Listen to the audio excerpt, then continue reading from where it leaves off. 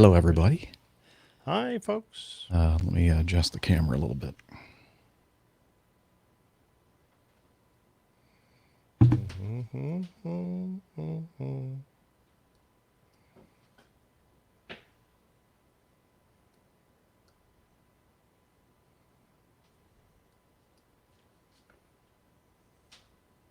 On my walk today, I was listening to Brandon's latest podcast, and he had some feedback that somebody sent in. Somebody who used to listen to our show. I don't know if he's listening anymore, but he said he really liked his style and the fact that he doesn't do silly comments or silly remarks like some of his whatever. And I'm thinking, Yeah. that's being a little snarky there, Michael.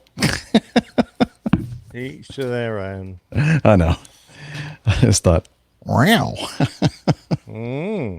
Even Brandon chuckled a little bit when he read it. I went, okay. Excellent. All righty then. We like our silly little comments here. We do, because we're silly little comment. We are silly people. Yeah, we certainly are. Okay, let's see. Hey, what I'm going to do today is do the intro, then do news, and then between news and feedback, I'll do the coffee fund. Okay, sounds good. Just to kind of change it up a bit. That's my plan. All means, That is my plan. Okay, everybody, we have not started recording yet, obviously. Oh, speaking of that, I need to make sure I have my recorder going. But anyway, we haven't started the show yet. We have started the YouTube recording, obviously, because we're broadcasting right now. Oh, I need to look at the chat room, see what's going on there. And the plan is, because of everybody's schedules, it was hard to find a time for us to do the show this week. Unfortunately, it looks like Dana won't make it again this week. He is in somewhere on his last day of his 3-day trip. He doesn't get home until after 8 o'clock. So by the time he gets home, it's going to be 9 o'clock or later, probably. So he won't be able to join us again this week. Steph will hopefully be able to join us when she's finished with work today. So what we're going to do is like pretty much a two-parter. I think that Nick will probably have to leave before Steph is able to join us. So we'll probably have an intermission. And I even made a little intermission banner for us. There we go. So expect that we'll have like a little time between when Nick is on the show and when Steph joins us. And that is our plan. sounds good to me. Yes. Silly comments are important. Thank you, Ken. Yeah, this is my Chinese-made TCL 65-inch TV that I bought specifically so that I could have a background. Really was made so that I could plop this in front of my desk and I don't have to worry about cleaning. But actually, I was just telling Nick, I think I was talking about this before we went on air. I am now, do you want me to say that to you out loud? I'm going to try and make an effort later on. So Really? Did you spell that correctly? Well, it's his name in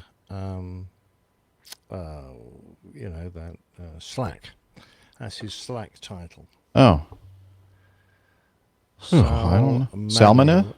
Salmone? Salmone? I have no idea. Yeah. Nick is asking me to pronounce something he's written, and I have no idea. And Ty Tolman, T-Y. That's another name that...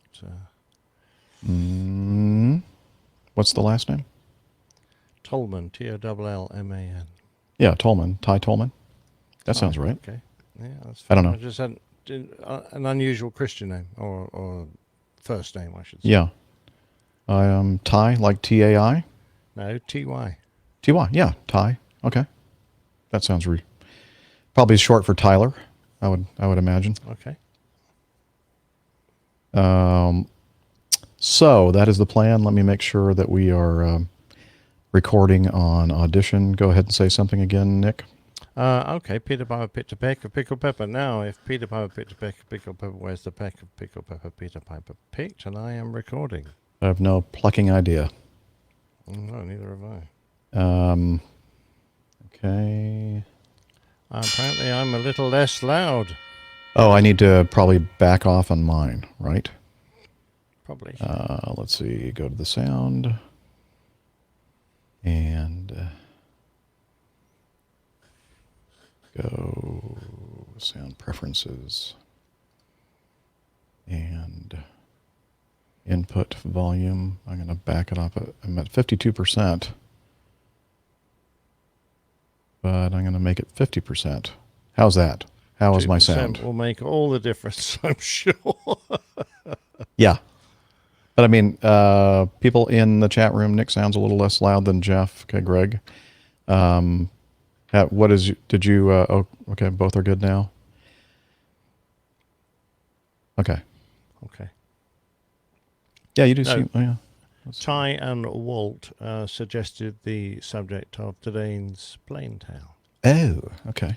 Had you heard of this guy? No.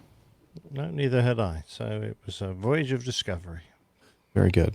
And honestly, I have not listened to it yet.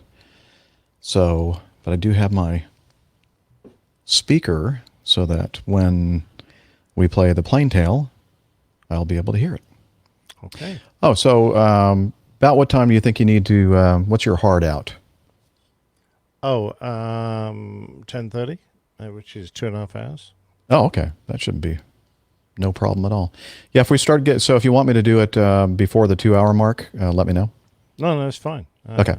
I think I might well be able to hang on to the end since we've got a nice early start.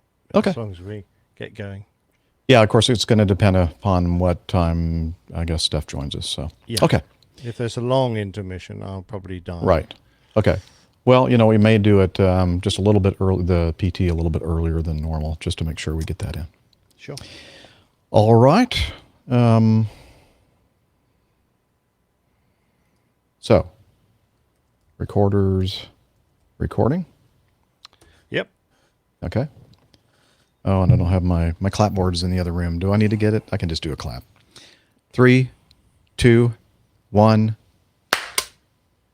Okay. That was perfect. Right on. Thank you, Liz. Liz says she's from her remote production unit is ready to go. Oh, excellent. Excellent. And so she'll be keeping track of everything. Happy birthday, Nico. Yeah, well done, Mel. Lasted another year. If this is this Nico Rager? Yep. Okay. Is he going to be attending the outing in Germany? I don't know. Actually, I haven't checked. No one's sent me an actual list of names. I'm hoping you will. Yeah. Are you going to make it? I'm going to try to make it.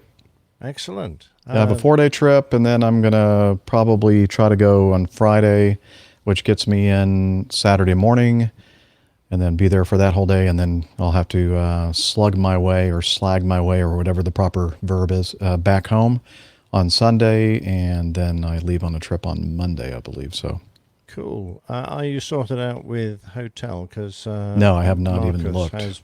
Marcus has booked us all into a hotel. Oh, okay. I guess I need to contact Marcus and let him know that Yeah. I'm going to be trying to come over, barring any issues with getting on an airplane. Okay. Well, yeah. So I'm on duty on this day, Jeff. Oh, shoot. what a shame. Well, I don't know. Has anybody seen Nico lately? He looks like he might be getting a little pale. Chances are he might be. No, I'm just kidding. Yeah. Okay.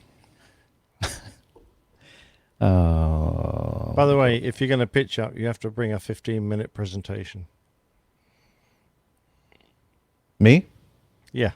A 15-minute presentation on what? Yeah, all of it. Oh, I don't know. Everyone has to do a 15-minute presentation Seriously? on something. Yeah, seriously. Okay. Well, maybe I won't make it. Typical. Now that I'm thinking about it, Yeah. probably not. Well, that would be a shame. I think you might be let off in that case, your 15 minutes. Because it's 15 minutes of fame. You don't need that. Well, so what is like are we in some kind of a venue where we're going to have an audience or something? Well, it's in a hotel, not the same hotel we're staying at, but in a hotel. And I'm assuming Marcus has booked a room, and it has audio visual there apparently. And he said it would be kind of nice if everyone sort of spent 15 minutes with a few pictures just talking about some aspect of their career. So, we've got a freight dog there who's going to talk about freight dogging, woof woof. I'm going to have to talk about something military for 15 minutes, and perhaps you could talk about moustache growing. Or there you go. I could do that for 15 minutes, I'm sure. There you go. Yeah. Perfect. Apparently, I'm still a bit soft. Well, that's me. I'm soft around the edges. Oh, shoot. I thought I had everything ready here. But of course not. Did you notice that note from Steph? She said she's close to getting home. Oh, okay. Brilliant. Yeah.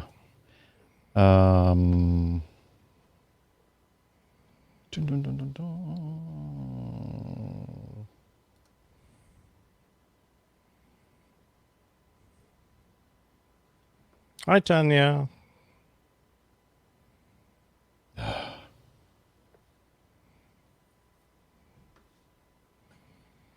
Yeah, I'll make up something.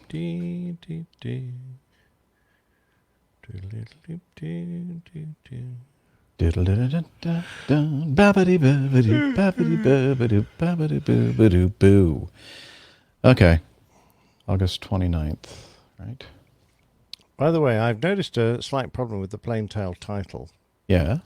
When you say 42nd Boyd, it sounds like he's one more than the 41st Boyd. Oh, yes. I could say 40-second Boyd. I don't know. But I would say 40. Second. But, I mean, it is one of the problems with the American habit of calling everything like that. I don't know. What would you say? Second 40? No, I'm just trying to think if we would have an alternative way, and I don't think we would actually.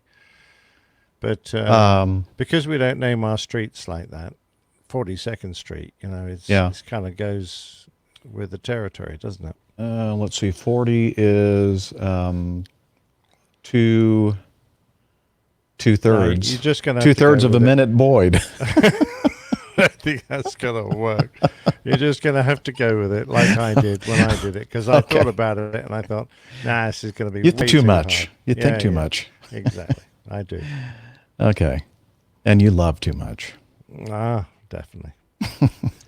Today I'm opposing bases. Look, I'm OB. Oh, look at that.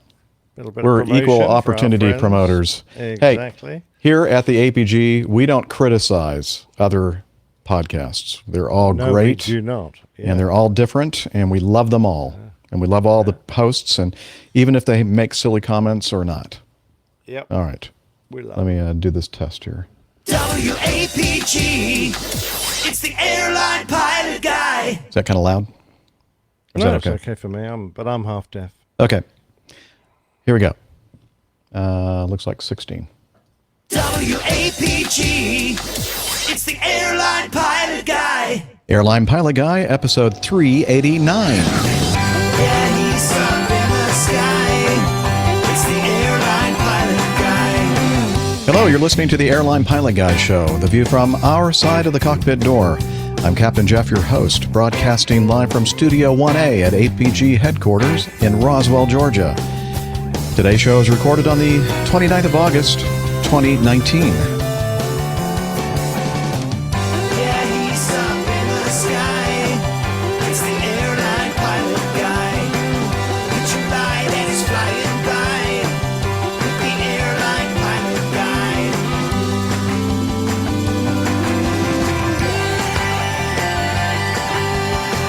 In today's episode, we have news in aviation and our commentary about it, your feedback, and this week's plane tale, 42nd Boyd, or 2/3 of a minute Boyd. So get all settled in. Tray tables and seat backs in their upright and locked positions. Electronic devices powered on. Flight 389 is ready for pushback. Hello, you're listening to the Airline Pilot Guy show. It's an aviation podcast where, as I just mentioned, we talk about aviation news, and we talk about your feedback and answer questions if we can. And I thought maybe, just maybe, it might be a good time. We have a lot of new listeners, Nick. Might be a time for us to kind of talk about what this show really is all about. And it is somewhat serious. We like to talk about serious things like aircraft accidents, incidents, and that sort of thing. We also answer serious questions that we have from people, giving advice to people seeking it, wanting to get into a job related or aviation related job, that sort of thing. And we also try to entertain. And when this thing started out 10 years ago, when it was just me, I was answering questions, mostly kind of a airline pilot answer man sort of thing, and also talking about news.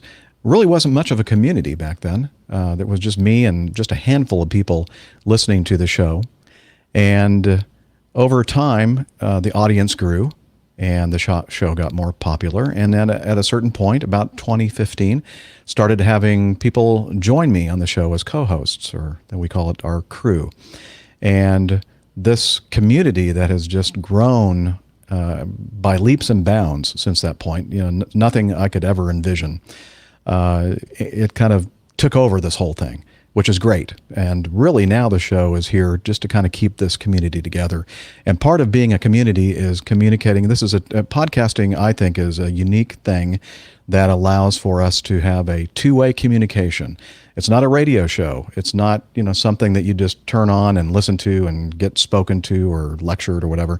It's a kind of experience that the community can communicate to us, and we communicate with the community.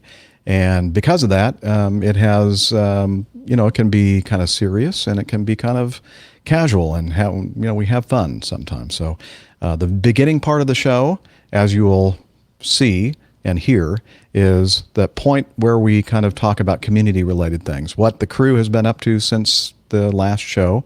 We do this every week. And what also is going on in our larger community, APG community, and the aviation podcasting community, which is even a bigger group of people out there. And we talk about meetups that we have between shows, and we always have a big meetup every year. The last one being Oshkosh in July, which was just a blast, an Osh blast. And so that's why we spend a considerable amount of time every show at the beginning discussing what's happening with the individual hosts and what's happening with the community.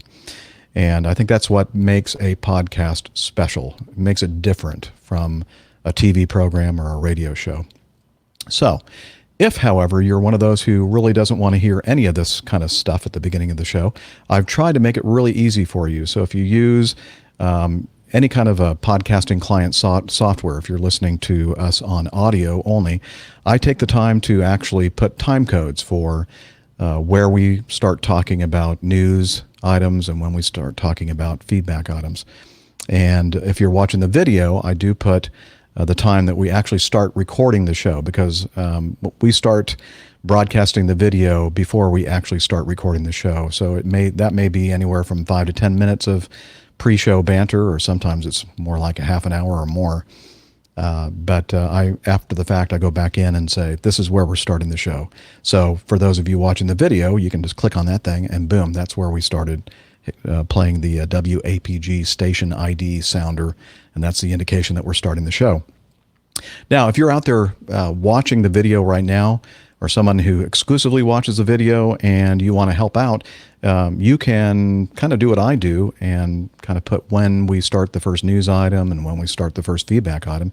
And if you send me that information or make it a comment in the video, I can always put it in the description. So those of you who watch the video version only will have an idea where you can fast forward to, which is one of the beautiful things about a podcast, is that, or our YouTube video, you can fast forward to wherever you want to go. So just wanted to make sure everybody understood what this is all about. We try to make it fun, entertaining, and also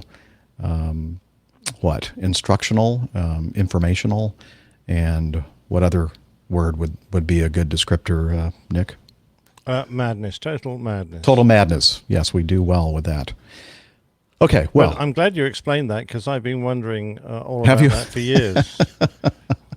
Nick joined us in 2016 officially, the beginning portion of 2016, although he had made little cameo appearances on the show before that, I guess the fall of 2015. But you know what I should do? I should probably introduce Captain Nick. He is in his home in the English countryside, a professional photographer, former RAF, RAAF fighter pilot, former captain for an international airline based in London. As we said, Captain Nick. Hey, and looking forward to a great show, Jeff. Yeah, I got a little bit of admin prior to us kicking off. Not too much today. Not that much has happened, but looking forward to a good show. I am as well. So, what have you been up to, sir, since our last episode? Well, I have done a couple of photo shoots, so that's been keeping me busy.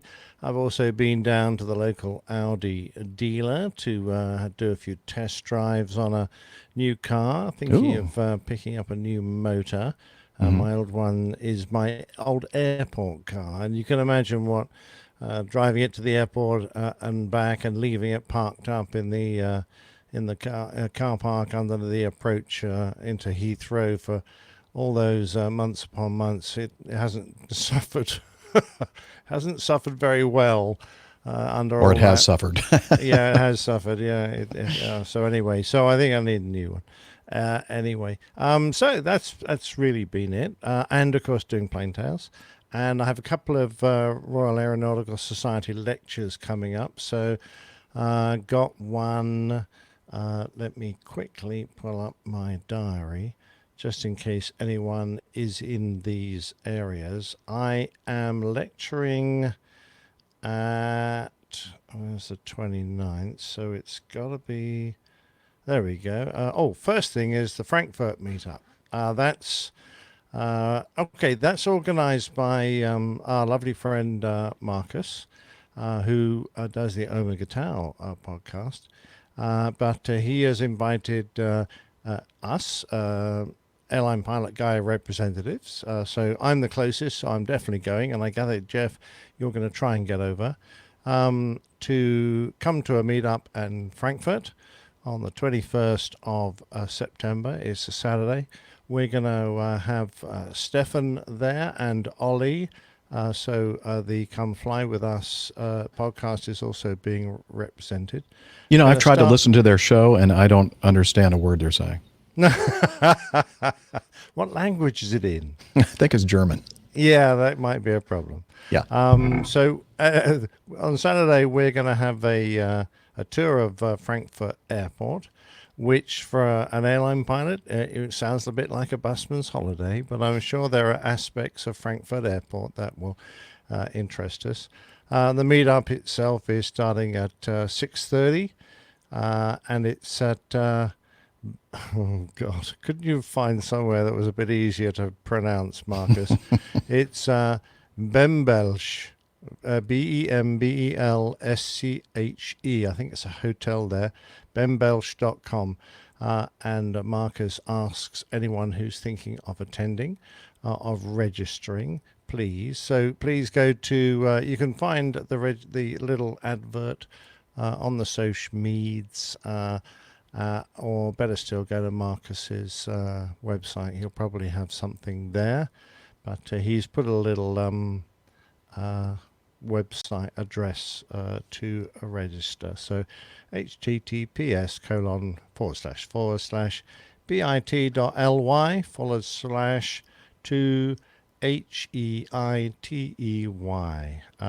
So you can type that in, or better still, go and find the actual link on Marcus's website. I'm sure that'll be there. But anyway, that's happening on the 21st. So I'll be flying in that morning and leaving on the Sunday. In Coventry, I'm lecturing at the Royal Aeronautical Society at Coventry University on the 25th of September. That's a Wednesday. I'm lecturing again at, where's that one? That says RF Cosford. That can't be right. Is it just me, or does it seems like you're busier now that you're retired? than you were before you I were am a bit. retired. Yeah, I am a bit. I think that one must be a leftover from the previous year. I'm literally again at where did you go? Come back, come back. Blah blah blah. Oh yeah, there we go. Boscombe Down, Royal Air Force Boscombe Down. That may not be easy for people who aren't members of the Royal Aeronautical Society branch at Boscombe Down to get to, because it's on the Air Force base. So, perhaps that's not an ideal one. But anyway, lots coming up. I've got to do lectures for that and get all those prepped. And really, that's kind of about it. But looking forward to meeting a lot of our listeners all around Europe and the UK. And of course, talking to some lovely aviation-minded people in the near future. What about the lawn bowling scene? How's that? How did that pan out? Well, it's kind of winding up. The season's finishing now. Competitions all year round. We came top of the league, and we're in Division 1 of the league, so we're top of the top, which was brilliant. My personal efforts, I ended up in the final of the handicap singles. Sadly, lost to a very good player, but I had to give him several shots, and I couldn't quite get over the finishing line before he did. But I did win, along with my fine partner, Colin, the pairs, the invitation pairs. So at least I've got a bit of silver to pick up on the presentation night. So that'll be great. Very good. Very good. Well, guess what? I was just looking down and I noticed somebody has joined us. And so that means I should play her intro music from her lakeside studio in South Carolina. She's a doctor, skydiver, marathon runner, strength training junkie, IPA connoisseur, and commercial multi-engine instrument-rated pilot. Dr. Steph. Hey, Captain Hello. Jeff and Captain Nick. It's good to see you both this afternoon. Glad I was able to make it home a little sooner than anticipated.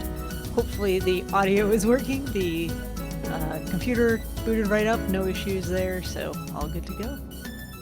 Excellent. You are a little quiet, though, so you Am might I? need to speak on it. I feel like I'm talking really loud already. No? Well, apparently the sound volumes are not level. So Yes. I have mine way down. I had to go to my sound. Both Steph and Nick are quiet. Well, there's nothing I can do from my... So let's see. Let's all go to our settings in the StreamYard and make sure that we have the box checked for disable audio processing. I do, Yep. yes. Okay. Well, how about going to the sound preferences and taking a look at your interface or however you're inputting into your system and looking at the levels there. Input volume for the selected device. I have mine down now about 37%. Mine's loading. Hold on. Okay. It's thinking. Well, I'm working Each through my interface. There's not a lot I can do to... But if you go to the actual sound preferences and click on the interface that you're using, My output volume And is all then- the way up. not output. Output is what you're Oh. hearing. Input is what you need to look at. My input volume is all the way... Oh, wait. That didn't change. Well, I can raise mine. How's that? Is that any better for me? I don't know. You'll have to ask the chat room. How is... Didn't change. Did that change? For me. It didn't change to me, but maybe it sounds different for the people in the chat room. You see, I think I'm just selecting output volume here because Yeah, I it don't have says an the input selected volume. device has no input control. Yeah, that's what mine Really? says too. Okay. Yeah, because it's an interface and you've got the volume control, which is already set to max. Well, I know, but I'm using an interface, and I do have the ability to change the input volume for my selected device. Well, Fancy. fancy you. So, We so don't. you don't have that tab up there that says input. No. No. Well, I do have a tab that says input, but I just can't change anything. Oh, what? Does this make any difference? No? I don't No. think it should.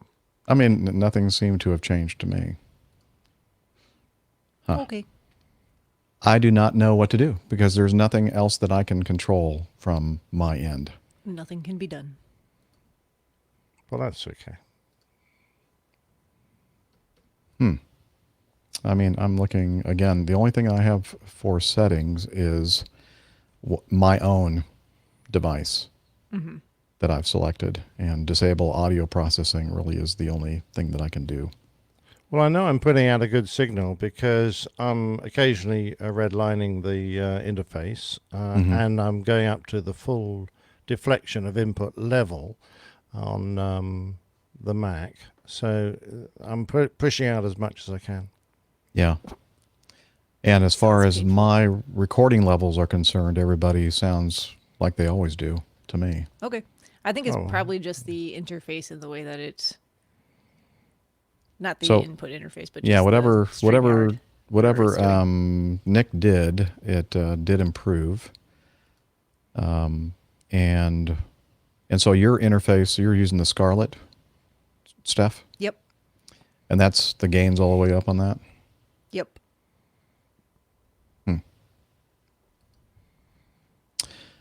Okay. I don't know what else to do. Fix it in post. Well, I always do that. Yeah, I use a special program to level everybody. Okay. Let's see. So, Steph, so glad that you could join us. I had mentioned before we started recording that it might be one of those kind of things where Nick is here with me, and then we have like a little intermission and wait until you come home, and then we take over from there. But looks like you were able to get home earlier than you expected to. Yeah. So let's just do a show. Okay. That's what we're doing. This is part of the show right there. Oh, okay. That little thing right there was Yes. part of the show. All that stuff we were just talking about with the audio. That's Uh-huh. okay. No, not the audio stuff. Okay, I'm wait. just kidding. Let's try this again. Okay. Okay, now we're actually doing the show. No, I know. Go ahead. No, at this point, right now. So, Steph, we were talking before we started recording that we might have to do a kind of almost like a two-parter because we thought that you were going to get home a little bit later today, and we thought we might have to have an intermission or something. But looks like you were able to get home earlier than you thought you were going to. Yeah. I did. So I'm not sure how I'm going to change what I said before about that, but I'm here. We'll go ahead and get started with the show. So happy to be able to join both of you. Not have to do the, I get it tag now. team thing. I misunderstood what you said regarding. Yeah, I'm sorry. That was not clear on okay. my part, but I wasn't trying to. Sorry. So that's okay. Okay. Well, hey, we're all on the same page now, right? We're doing the show thing. Yes. And we're glad that you're here with us. And what has been going on with you since our last recording, which was what, about Friday, I think is when we last recorded. Yeah. Not a whole lot, to be honest. Yeah, that was the day I had all those thunderstorms here. Made it through that just fine. The weekend was quiet and uneventful, and didn't really do a whole lot of anything other than just get caught up on stuff around the house. And just been a regular work week. So sorry, nothing real interesting or crazy to speak of here. Hey, sometimes it's nice just to have a nice, not a lot going on kind of indeed yeah, week. So that last recording, there was a pretty severe thunderstorm going on. Yes. Was there any damage outside from that? No, not at my place. Not around my house. I didn't see anything. Couple of big tree branches down, but nothing that damaged anything. Very good, very good. All right. Well, that means that we're all finished with our little intro segment, and we can move right on into this week's news. What do you think? Sure. Sounds good. Stand by for news.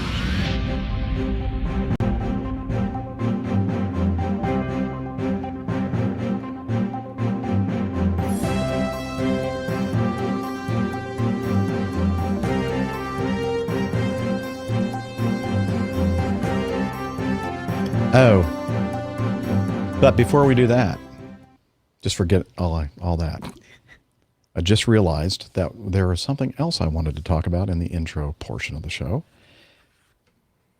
So, as I mentioned at the very beginning, we kind of explaining what we do here on the Airline Pilot Guy show, the APG, is we kind of talk about what each of us have been doing since the previous show, and we also talk about things happening in our community. And two of our big APG community members are Micah, our main man Micah, and Fred Sampson.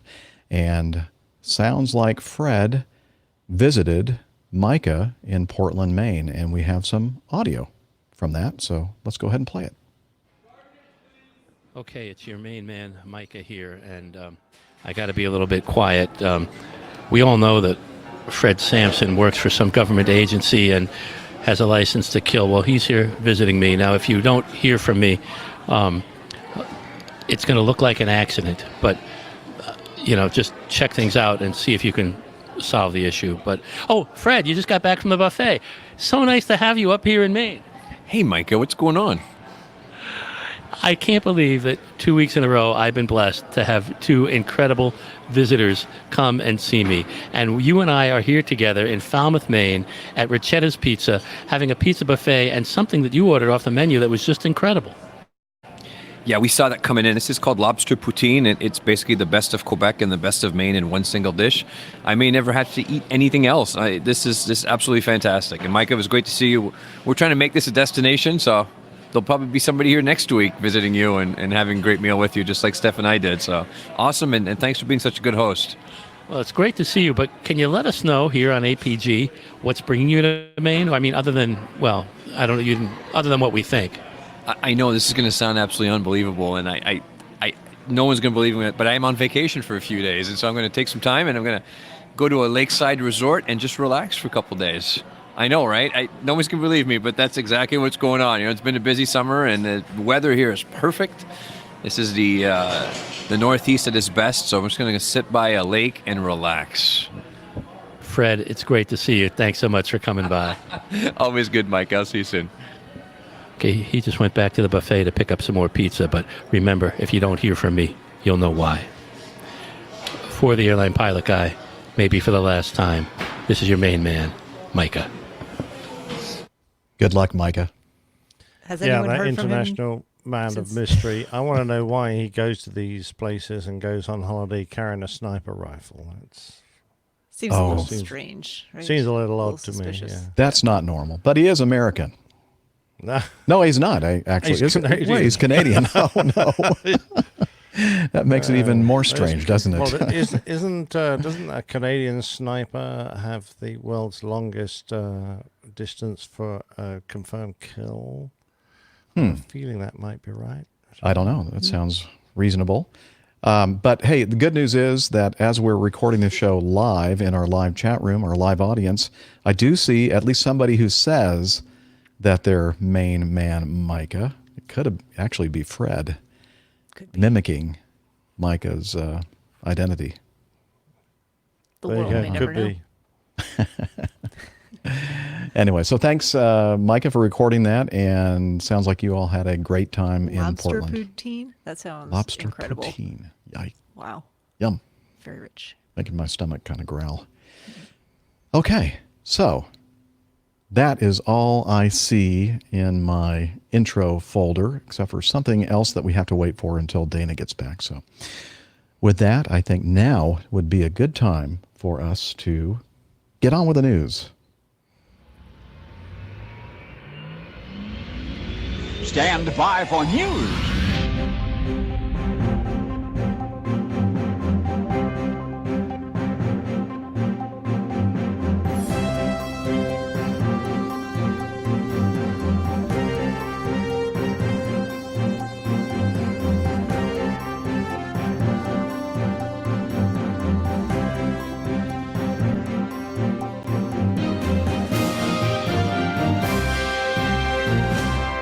And we're going to go ahead and start with an update on something that we talked about not quite 2 weeks ago.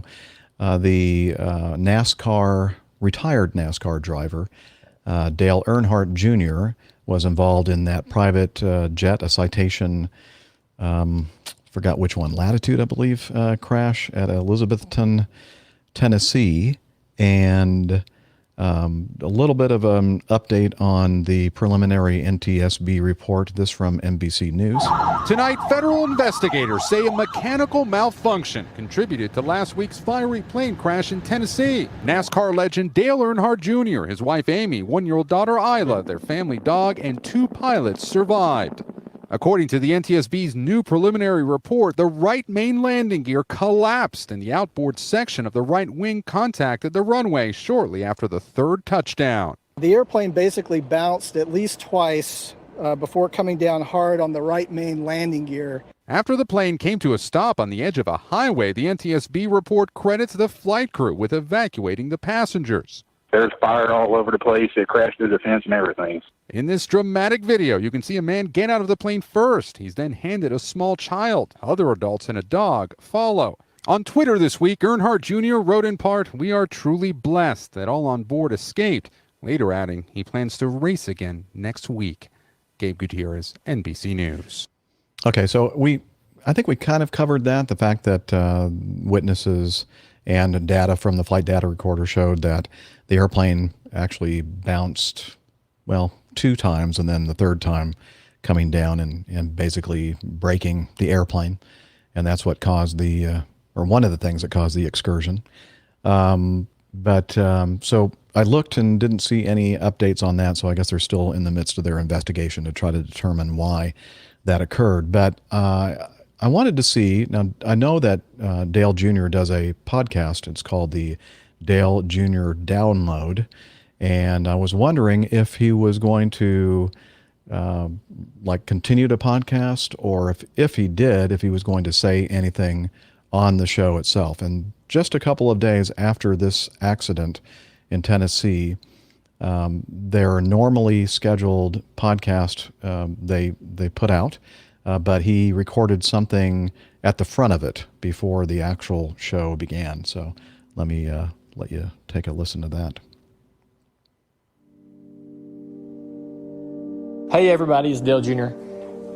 We pre-recorded this podcast a few days ago with our guest, William Byron, and obviously since then, my family and I were involved in an awful accident. Just wanted to let everybody know that, we're so thankful for all the prayers and phone calls and everything everybody did over the last several days has really helped lift us up. Yep. And it's Alice here trying to help me send this message to you, but we're just so appreciative of, the quick decisions by our pilots and the emergency personnel, law enforcement. Everyone at the hospital was amazing. It was so fast how quickly they responded and took care of us. We're in incredible hands. And there's an investigation going on, so we're not going to comment or speculate about what happened or discuss that with anybody going forward. We're just trying to process what we went through, and we appreciate all the privacy that we've been extended to do that on our own time. It's been a very difficult few days for everybody, but me and my wife and our family just are trying our best to get back to normal as soon as possible. And we just really appreciate all the support. It's just meant a lot to us and want you to know that. So enjoy the podcast, and we'll be seeing you soon. All right. So I thought it was kind of nice that he took the time to actually address his audience, his community, and let everybody know that he was okay. I was kind of hoping that we'd hear a little bit more detail about what he experienced, but I'm sure that the FAA and the NTSB probably said, nope, don't say a thing. In fact, his lawyers probably said, don't say anything at all about this crash or the investigation. But it's kind of nice to be able to hear from somebody directly and personally about something that they've been involved in. And, that accident could have definitely gone the other way. It could have been a catastrophe, a tragedy. He and his wife and his small child could have perished in that accident. And thankfully, nobody, it was just minor injuries, I believe, was the worst of it. So just thought it was kind of interesting to hear everything from his perspective. How famous is this chap in the States, Jeff? Is he a Very well-known figure? Very famous. He's a driver, a race car driver in NASCAR. His father was very famous. Yes. His dad was Dale Earnhardt, and his dad passed away. What year was that? Like right around the 2000 or earlier something than like that. Oh, yeah, maybe 15, 20 years ago, something like that. Was racing at Daytona International Speedway and was involved in an accident. It really didn't look that bad, but 2001. 2001, okay. And he hit the wall, did not have a safer barrier installed to absorb the impact. And there also didn't have one of these, I think, what do they call that? A Hans device or something like that? Yeah, around the back of the neck and the helmet from the seat, correct? Right. Yeah. That kind of keeps. So what happened is the impact caused with the helmet and everything else to go forward, and it snapped his head forward so quickly it snapped his neck basically, and died instantly. That was his dad. And then Dale Jr. I mean, he's been one of the most popular for those who follow racing, especially NASCAR. He's always voted like the most popular driver in NASCAR. It has for many, many years, and he retired, I believe, a couple of years ago. Probably 2 years ago. Last year, 2 years ago. Yeah. Still a much loved sportsman. Yes. Yes. Especially in the area I live in. They're from this area, up the road in Kannapolis. So. Very cool.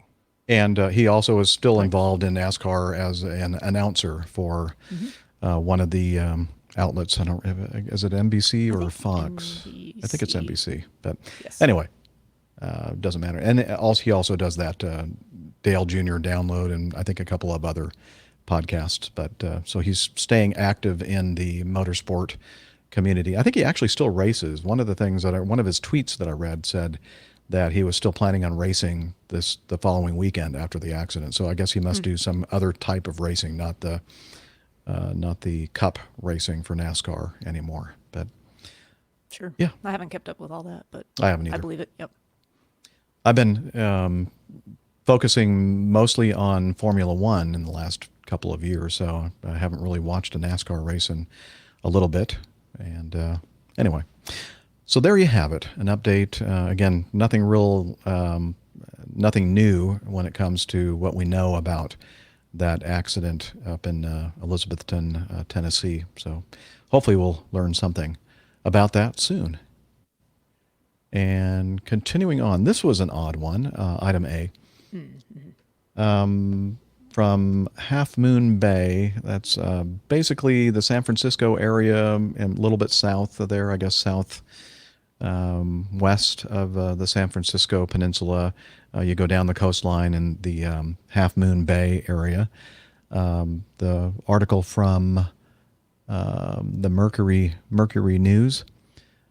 2 people escaped unscathed early Tuesday evening when their single-engine aircraft crashed into the ocean near Half Moon Bay. The 1979 Beechcraft A-36 Bonanza went down under unknown circumstances about 5:50 p.m., said FAA spokesman Ian Greger. 2 people on board got out before the aircraft sank. The crash was reported to the U.S. Coast Guard just after 6 p.m. And another plane was in the area at the time. The pilot circled the crash site located about 8 nautical miles west of Pillar Point Harbor, reported seeing a man and a woman bobbing in the ocean. Neither of them appeared to be wearing life jackets. Now, a little bit more to the story is that airplane that basically called in this crash was actually a planned thing. It was another couple who were out there flying along with or near the 2 who were involved in the Bonanza A-36 crash. Apparently, they had some kind of engine issue and ended up ditching the airplane into the ocean. And the airplane that was circling above actually has video, really good video, showing the actual ditching of the Bonanza into the water. And then the guy and his passenger that were in the Bonanza in the water were taking video constantly, like selfie video. After they get out of the plane in the water, they're holding the phone up, taking video. Yeah.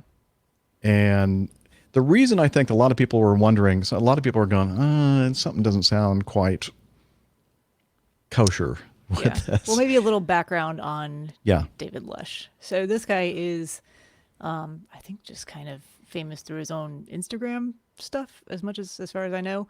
Kind He of owns a thrill company seeker. or something, I Yeah, think. he does, and I actually don't know much about that. If you want to fill in on that in a little bit, but he kind of a thrill seeker. He goes out and does some stunt type stuff for attention primarily, and it's been a little controversial to say the least in the past. I think most recently he was riding snowmobiles in the Rocky Mountains in the summer, so through these wilderness areas that are kind of protected, although there was no snow at the time. And that's not allowed because you can definitely damage the protected areas. Yeah. There was Would something that about- damage a snowmobile too? I've never heard of snowmobiling with no I can't snow. imagine it's good for the snowmobile. Yeah. I mean, if you wanted to use it again for real, I probably wouldn't do it. There was an incident where he was ticketed for harassment of wildlife after chasing a moose while trying to take video. He was arrested back in 2014 on suspicion of arson after burning shopping carts while producing video. So kind of some interesting, controversial videos that he's done for his social media stuff in the past. Yeah, so you could kind of see why maybe some people thought, I'm wondering And they what's... just happened to be filming this flight at the time that this happened. almost and they had seems video. too perfect. So who knows? We're not saying... Well, so I'm he... not saying anything. So he started it's a pretty to... risky thing, though, ditching an airplane. I mean, he must... If he was doing it deliberately, I'm thinking, you're mad. Yeah, so it might be one of those situations where he's done this sort of thing so many times as like the boy crying wolf, I guess is the right way to say that, where people go, okay, well, this must be another one of his stunts. But he says it's not a stunt. He said that he bought this airplane 3 months ago for more than $200,000 and spent about $40,000 for upgrades.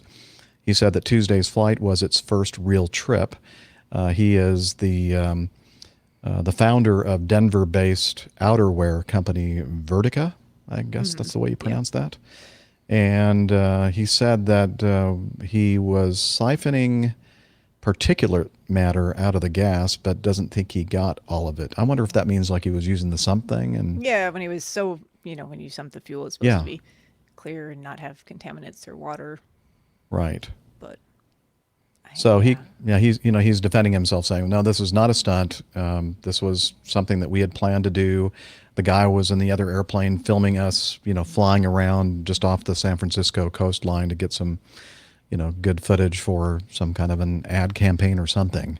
I mean, the way he described it, he just wanted video of his first time out really flying the airplane, and that makes dramatic sense. Scenery along the San Francisco Bay Area, and that all makes sense. Yeah. But And Logan in the chat rooms mentioning that... Oops. Well, what he was saying is Logan in the chat room is mentioning sorry. that he was getting a lot of heat because there was no flotation equipment on board. I did not want to hear Nick anymore. He just wanted to put you in that I have this position, Jeff. I have this trackpad here that is in front of the other trackpad, and my palm hit it, and guess what? The cursor on the machine just happened to be right on your... Really, it was an accident. So go ahead. What were you going to say, Nick? Well, I was just going to say that some people thought that the lack of flotation devices on board were a problem for him because it's obviously shows a lack of forethought. But if you were going to deliberately ditch the aircraft, I think that's one of the things you'd make sure you did have on board. So perhaps that adds credence to the reality of the event. Yeah, that definitely does add credence, I think. So. Yeah, I mean, like you said, Jeff, this could just be a case of, crying wolf a little bit, where this was an actual incident, and they're very lucky that yes, there was someone else there that was able to radio for help immediately, happened to witness the entire thing, and everyone got out okay, except for the loss of the plane. So. Yep. Expensive stunt. Yes. As we said, if it were a stunt. Yeah. Definitely an expensive one. Okay. Item B. EasyJet bans pilot from flying after finding, quote, "I'm suicidal" WhatsApp messages. The EasyJet pilot has reportedly been ordered to complete weeks of mental health tests before being allowed back inside the cockpit. Pals passed the aviator's messages to his bosses after he told them, "I'm suicidal. My life is SH blank blank, and I'm probably going to kill myself," in a WhatsApp group. I don't blame them for being concerned about that. And the article continues, and this is from the Mirror. The decision to ground the pilot may have been influenced by Germanwings flyer Andreas Lubitz crashing his plane in 2015 while suffering from depression.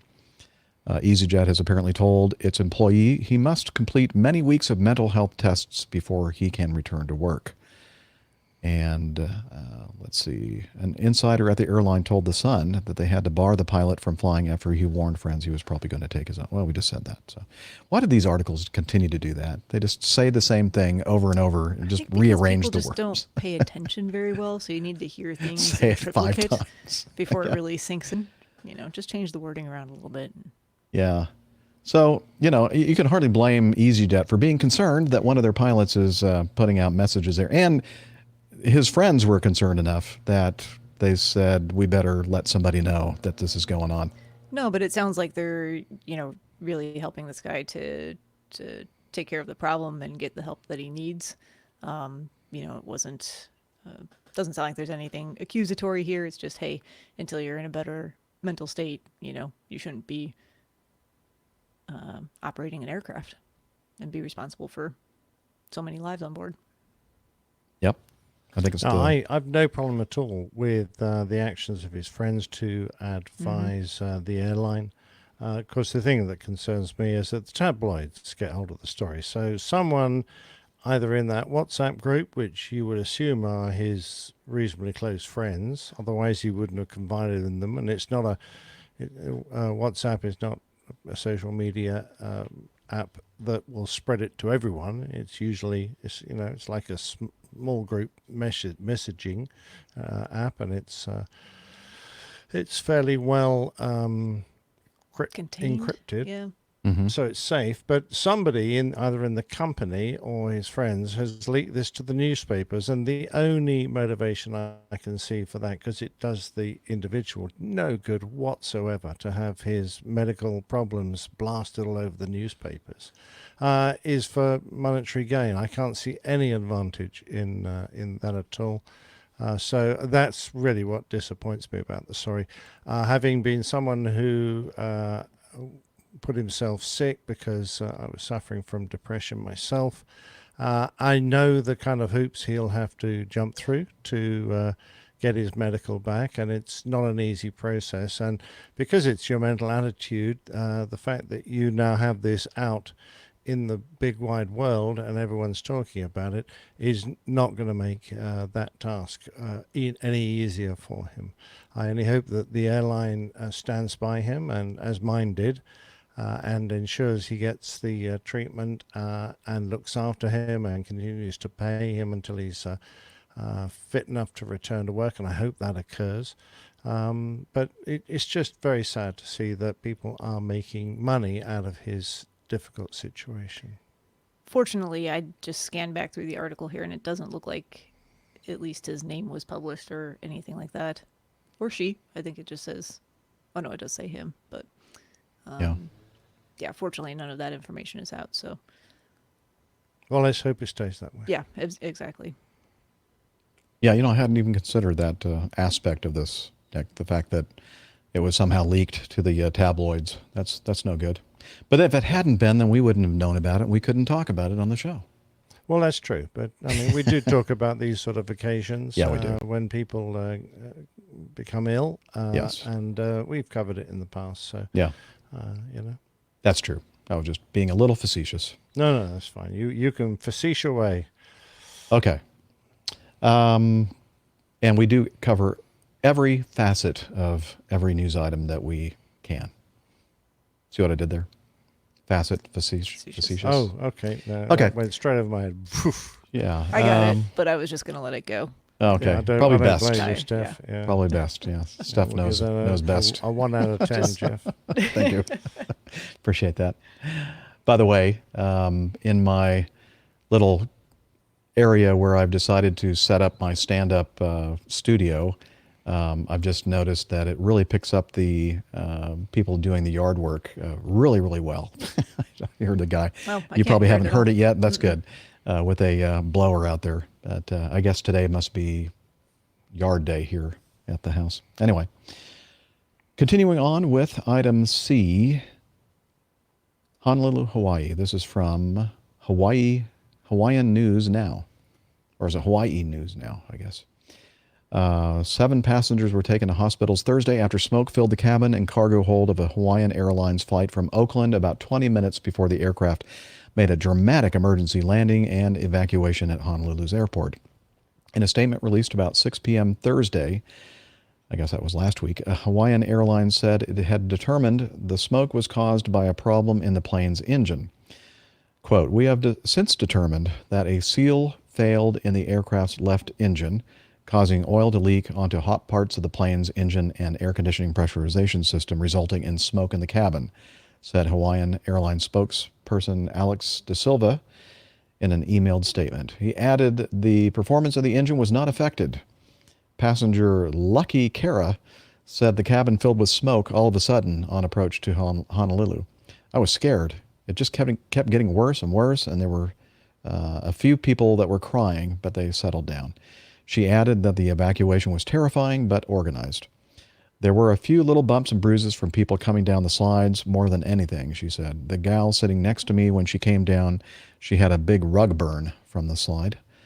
Passengers said flight attendants passed out wet cloths for people to breathe through.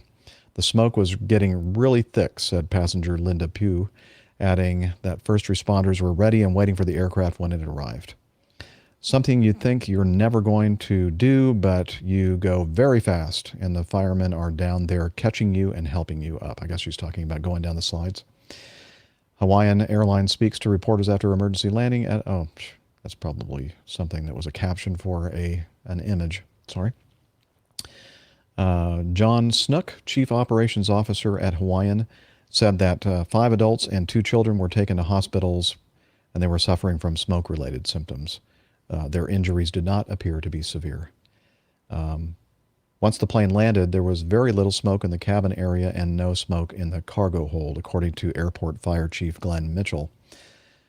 And so we have some pictures here from HawaiiNewsNow.com. It shows the interior of the aircraft with the smoke.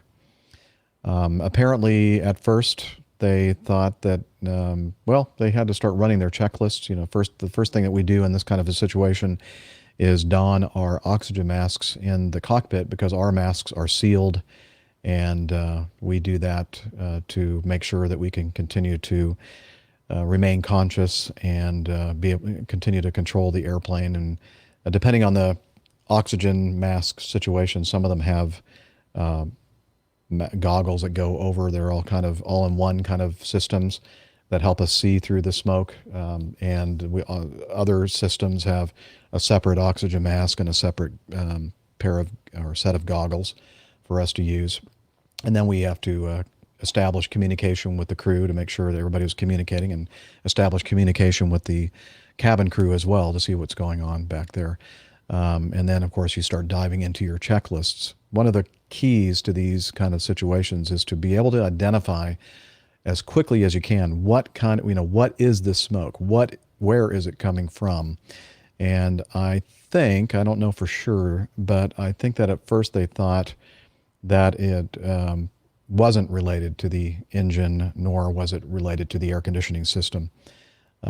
They did try to get down very quickly and expedite their arrival into Honolulu.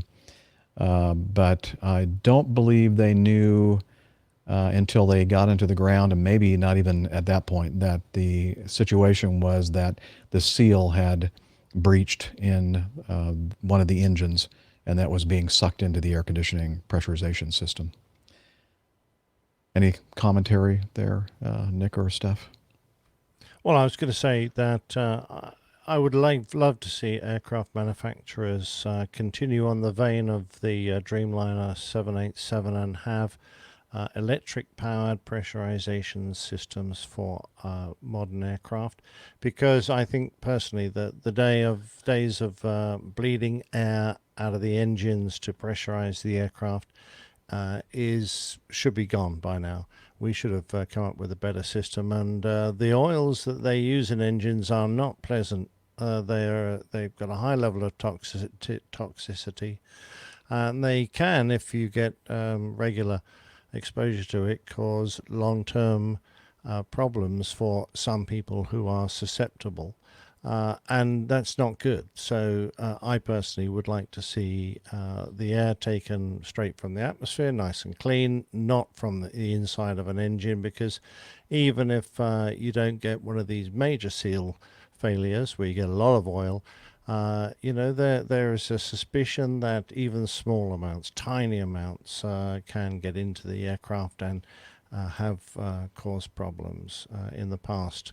At least it's believed they've caused problems. There's no definite proof, but some people certainly have had health issues which they put down to oil escaping into an aircraft. So my feeling is let's all go on, follow Boeing on this type of electric pump style pressurization system. I'd like to see that. Apart from that, no, they seem to have done a good job with the landing and the evacuation. Excellent. Nice to see that no one took their luggage with them when they jumped out of the airplane. Yeah, so there's some improvement people have been there. Listening. Yeah. Somebody, yes, exactly. I also like the fact that the flight attendants, were handing out, washcloths or towels with, soaked in water to help people breathe. I think that a little more comfortable at least. Yeah, I think the oxygen masks did drop, not related to the fact that there was smoke in the airplane, but more related to the fact that they did an emergency descent. But I'm not positive about that. I don't think they did. Didn't they? Okay. No. Okay, good. Well, that's good to know, because as we know, the oxygen masks, the passenger oxygen mask systems are not there for smoke. They're there for keeping the partial pressure of oxygen high enough so that you don't pass out until we get down to a lower altitude. But okay, good. I'm glad to hear that. Juan Brown, again, Blanco Lirio YouTube channel, did a nice video about this incident and a little bit of detail about the seals, how they are supposed to work, and how this one somehow failed on one of the engines. And he basically says the same thing that you're saying, Nick, that we do need to move to a system much like the Dreamliner that bypasses taking this potentially dirty air from the engines and running our air conditioning and pressurization systems. Yeah. I'm wondering if out of Airbus... interest, Austin in the chat room says Austin is obviously one of us, an airline pilot. He had fumes in the cockpit Tuesday night and did an emergency descent with goggles and mask on, ran the checklist. They were unable to find the source of fumes, but it was very potent. Interesting. Wow. What kind of airplane, Austin? That'll probably take us a while. Yeah. Well, we'll wait for another couple of minutes and we'll get the answer. Sorry, you were saying about Airbus? I was going to say, I wonder if that was a thought regarding the latest model of the Airbus, the 350. I'm wondering. I would have liked to have seen the Airbus 350 with electric packs, but as is common, Airbus don't tend to follow Boeing concepts and vice versa. So perhaps they said, well, Boeing are doing it this way, we'll continue to do it the old way. I don't know. But certainly it has advantages over fuel consumption, because the more air you bleed out of an engine, the more work that engine has to do. So it can improve your specific fuel consumption. But of course, you've got to pay that back and find the energy somewhere to power the powerful electric pumps that would pressurize the aircraft. All right. He was MC-12. Is that a like a King Air? It's a heavily modified King Air 350. Okay, there we go. Okay. Heavily modified King Air 350 Recon airplane. Okay, cool. Austin said heavily modified. Heavily modified. Well, tell us all about it, Austin. Yeah. Send us some feedback if you're probably all super Probably not secret allowed to talk stuff. about it. It's military. We never heard from Austin again after this episode. That's what Fred does, you know. Maybe that's why Fred hangs around, just to see these little breaches. Then he takes care of it. Exactly right. There was an accident. Yeah. Be careful out there, Austin. Yes. Let's see. Oh, I'm sure you all saw this one. I guess they were doing some work on an Emirates Airbus A380 Super Jumbo in, I believe it was Dubai. Yep. And the airplane was undergoing an A check, which is a pretty extensive check on the aircraft. Apparently, they had the airplane on jacks, doing some work on the landing gear system, and Being the operative. it was on jacks for a while, and somehow, I don't know, the jacks collapsed or it just slipped off the jacks. I'm not sure exactly what happened here, but basically, the airplane came down. And I don't think anybody was hurt in this incident. At least they didn't say anything about it. No, they said everyone was safe and unhurt. Yep. And there was some speculation on various groups online whether or not this was going to be something that could be repaired. Or I would imagine that this would be something that you would be able to repair. Not sure how high it was off the ground and how far it traveled before it slammed down on its nose. But it says the aircraft sustained damage to its radome, the upper half of which appears to have separated, while the gear doors and surrounding fuselage underside are badly deformed. The status of the nose gear itself is unclear. So, anyway, it's kind of a sad looking. Yeah. Not the first time. Yeah. They've had a few problems over there, but... oh, really? Well, I'm trying to think, who was that? The airline, the engineers were doing engine run-ups on a brand new A340-600 and ran it into the blast wall. I don't remember who that was. I forget which carrier it was, too. Yeah, it was so I better not say, but I have a feeling. It might have been the same place. No, you never know. Yeah. That didn't go too well. There were injuries in that one. Actually, that's very true. Yeah, so somebody will probably in the chat room will remember. Yeah. Okay. Well, moving on. This airplane was significantly damaged. An Air China Airbus A330. This from samchui.com. An Airbus A330-300 has been significantly damaged after a fire spread through the forward section of the aircraft. Registration Bravo 5958. The aircraft was preparing to operate Flight 183 when a fire prompted an evacuation via the front jet bridge. Videos show crew members briskly walking/jogging through the bridge with smoke emitting from the aircraft. Beijing Capital International Airport states a black storage container inside the aircraft was producing significant amounts of smoke. However, no flames were on board. Videos show otherwise, with the upper fuselage burned through and large amounts of smoke coming from the aircraft. Emergency services attending the scene were captured spraying firefighting fluids in the direction of the smoke source. And here's an update on this article from Sam Chui. It's been reported that the fire originated in the cargo hold of the aircraft, with heat and flames making their way to the cabin and penetrating the fuselage. Air China confirmed the incident in a post on Weibo, a Chinese equivalent to Twitter, that read, quote, "Smoke was detected during boarding in the storage unit of Flight 183, which was set to fly from Beijing to Tokyo. Crew members and airport staff have successfully put out the smoke. We are investigating the cause of the incident." They put out the smoke. Yeah, you look at the pictures here. There was some fire where that smoke came from. Well, yeah, I think the aircraft was very badly damaged. So yeah, beyond repair in this case. More than just a bit of smoke. Yeah. Come on, guys. So it must have been the forward cargo hold then, because one of the photos does show some smoke pouring from one of the aft exits. However, I think that's probably the smoke that's traveled from the front of the aircraft all the way to the back, because I didn't see any evidence of burning through the fuselage there. What do you think, Steph? No, I did see some. I thought it was the same incident where there were more aerial type photos, or at least taken from a higher vantage point, and you can see where it's burned through the top of the fuselage as well. But not on the back, though. I forget exactly. Yeah. My point was that I think it all took place in the front, although there was smoke billowing from the back doors. I don't think that that's where the actual source of the smoke was coming from. But what do I know? I wasn't there.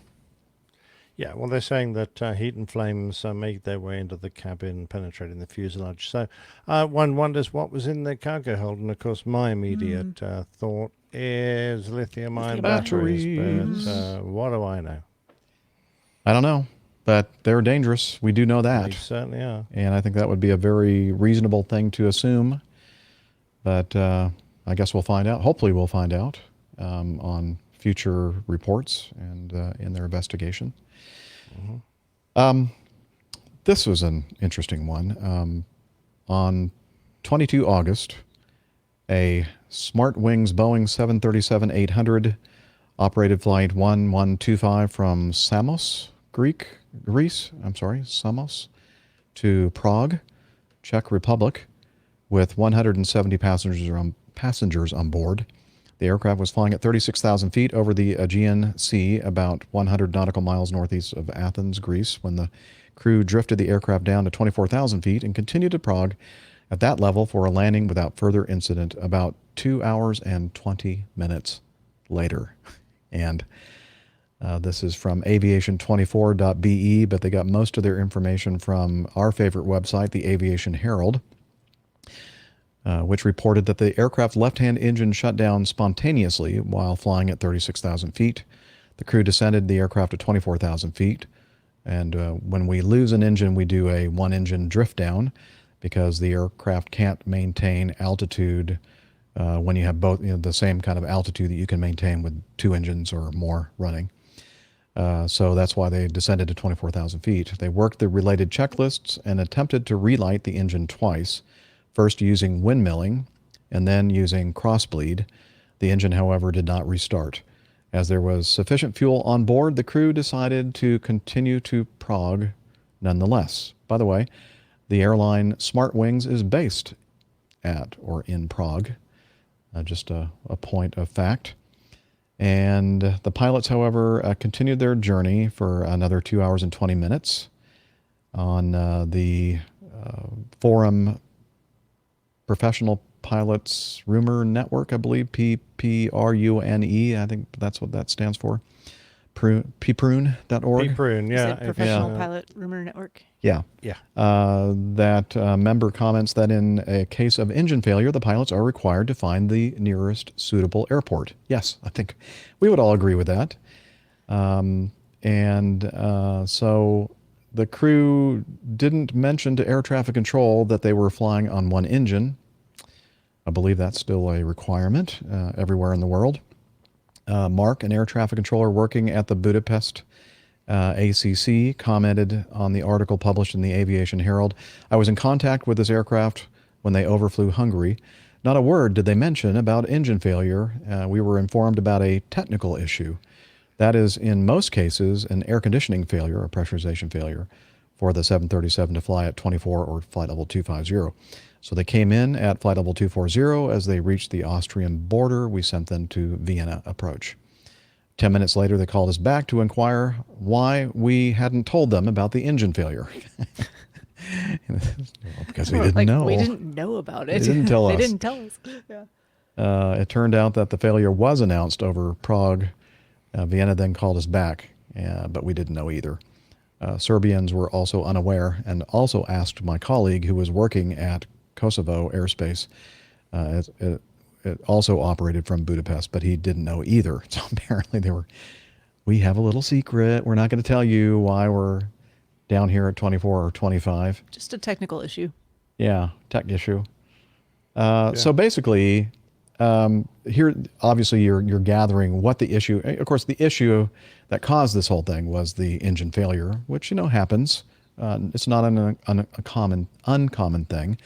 The thing that is uncommon about the story, and why we're talking about it, is the fact that they didn't immediately take care of the situation, maintain aircraft control, analyze the situation, take the appropriate action, and land as soon as conditions permit. So I don't know what the operating manual of this airline says, but I think that it goes against every regulatory agency out there in the world.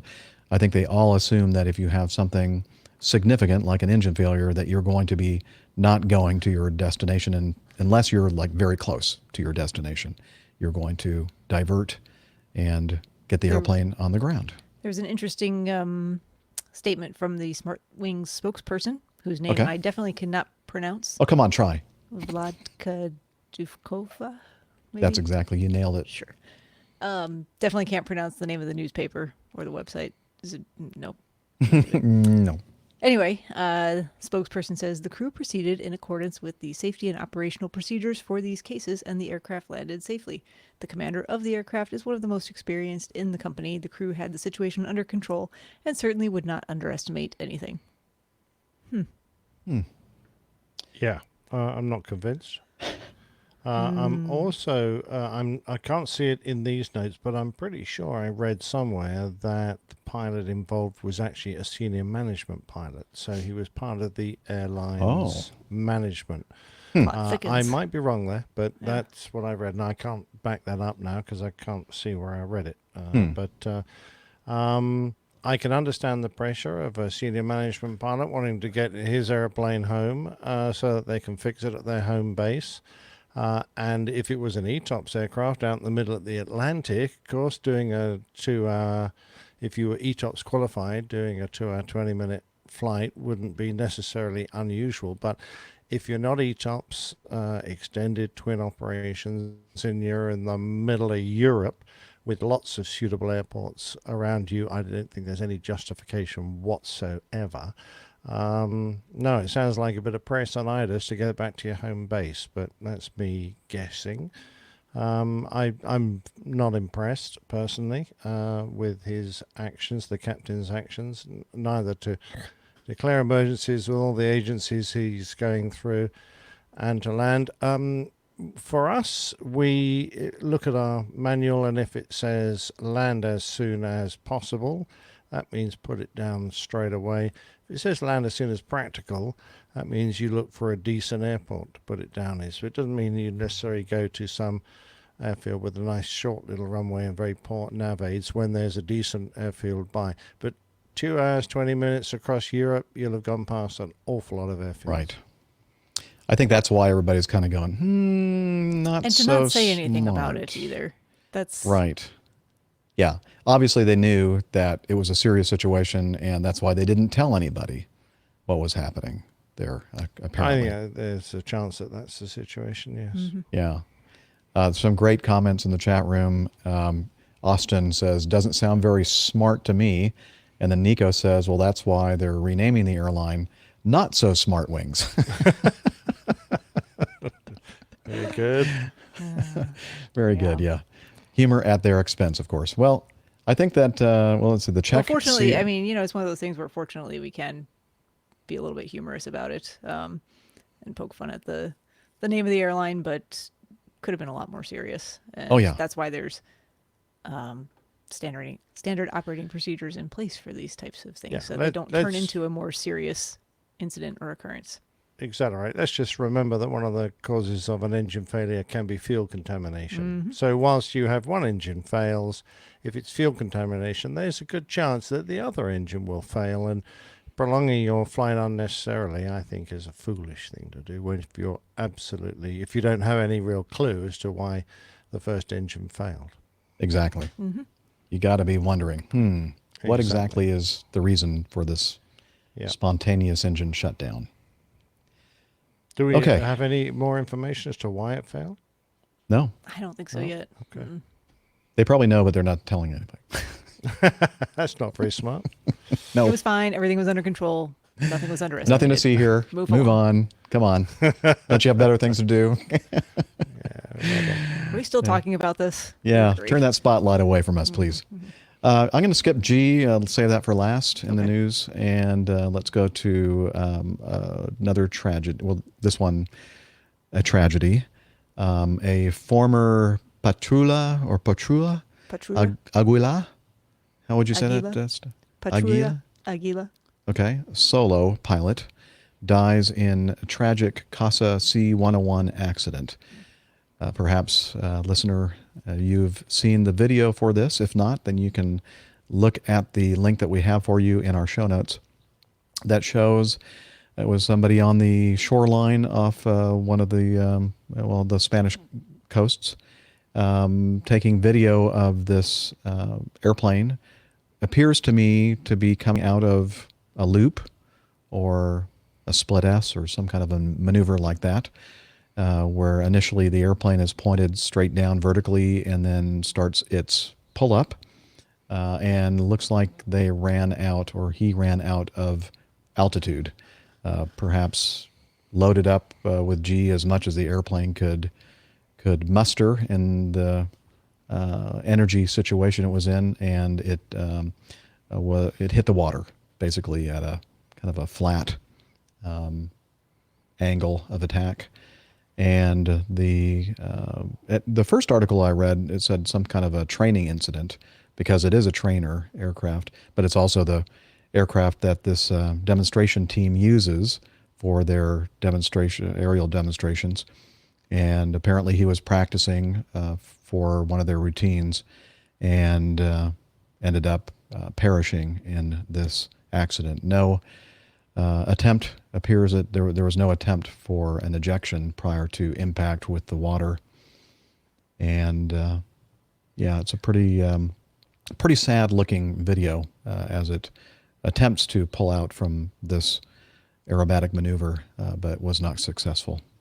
I'm wondering how much this had to do with the fact that he penetrated cloud during this maneuver. So on his way down, whether it was a looping maneuver or he was just pulling through, I don't know. But he was approaching the vertical. In other words, he was on his back and pulling towards vertically nose down when he went into cloud.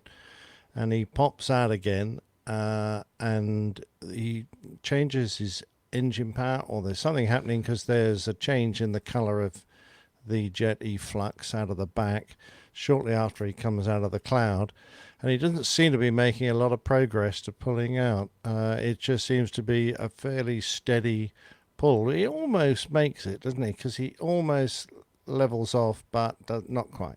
Just hits the water before he gets there. Yep.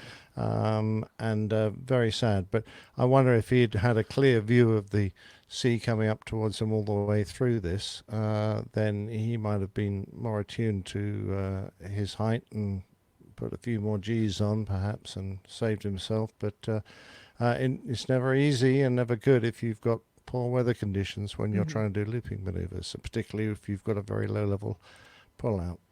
I couldn't really tell exactly, because the videos that I saw, kind of started from, but it did appear that he had emerged from the cloud. And I'm thinking, oh man, didn't realize how close he was to the water. Yeah. And I can imagine too, if it was.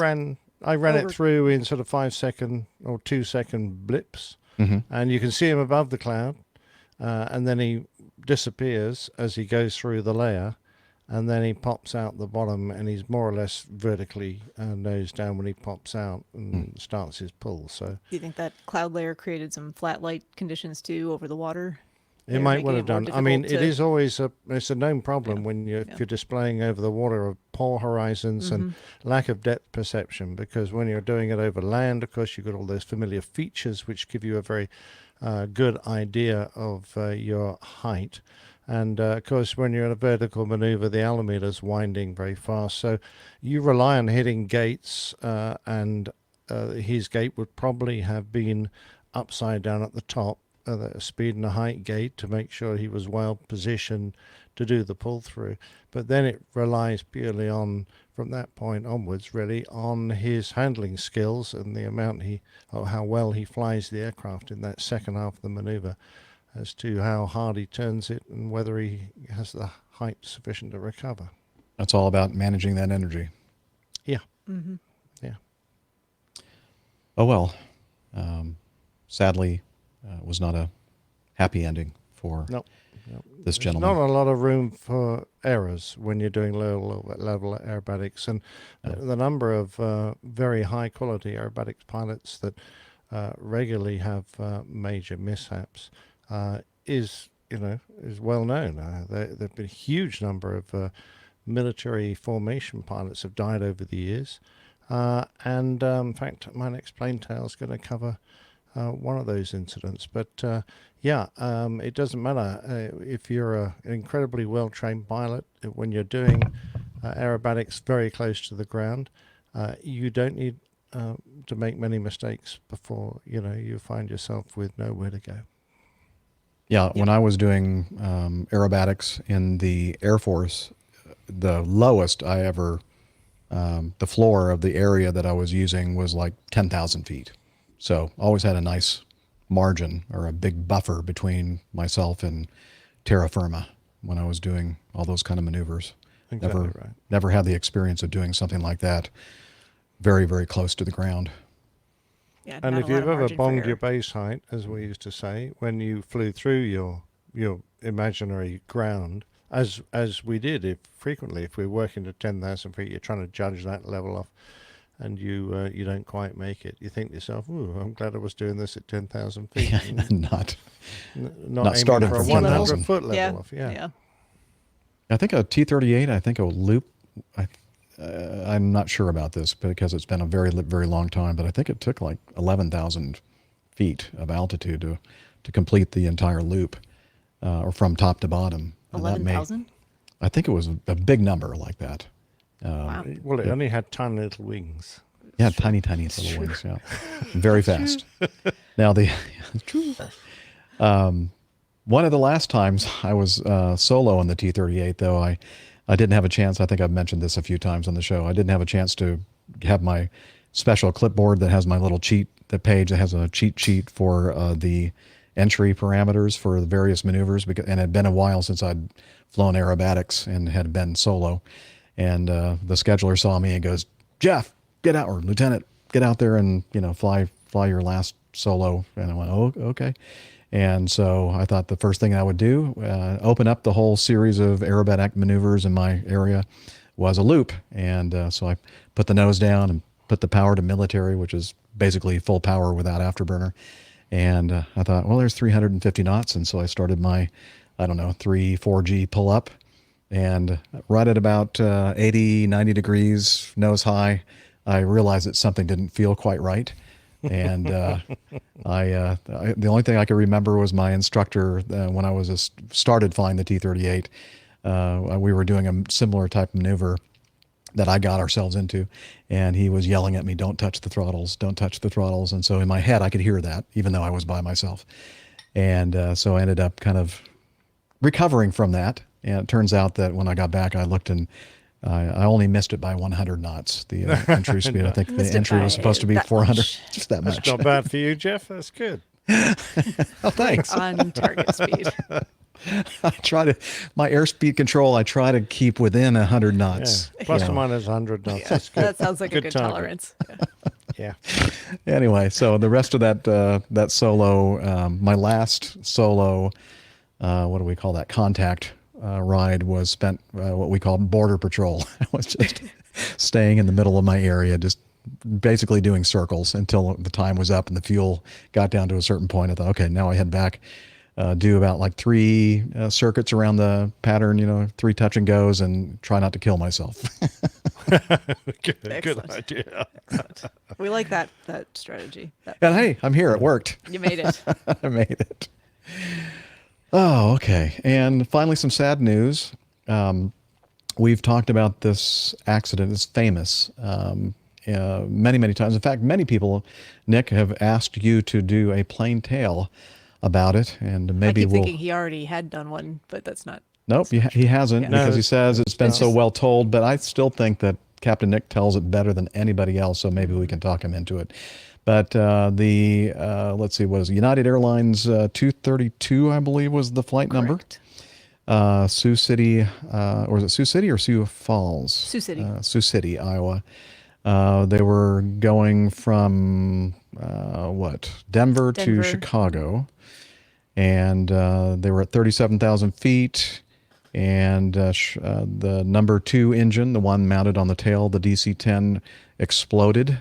And shrapnel from the explosion broke through the trijet's hydraulic lines, making it nearly impossible for the flight crew to control the plummeting plane. So we all remember that story, and they got it down. And I think that more than half of the passengers on board. Yeah, correct. There were 184 that survived and 111 that perished, okay. Unfortunately. So, I mean, it could have been a lot worse. If it not for the skills and cockpit resource or crew resource management of the crew, and especially the captain of this flight, it could have been a total tragedy and total loss. And it was kind of a miracle that they were able to get the thing on the ground as they did, and so many people survived. Well, the captain, we all know, Captain Al Haynes, United Airlines pilot, who was in command of that flight, just recently died just a few days ago. He was just shy of 88 years old. I think this week, I think he would have been 88 years old. He's a hero to pilots everywhere for saving more than 100 lives during a crash. As I said, 184 to be exact.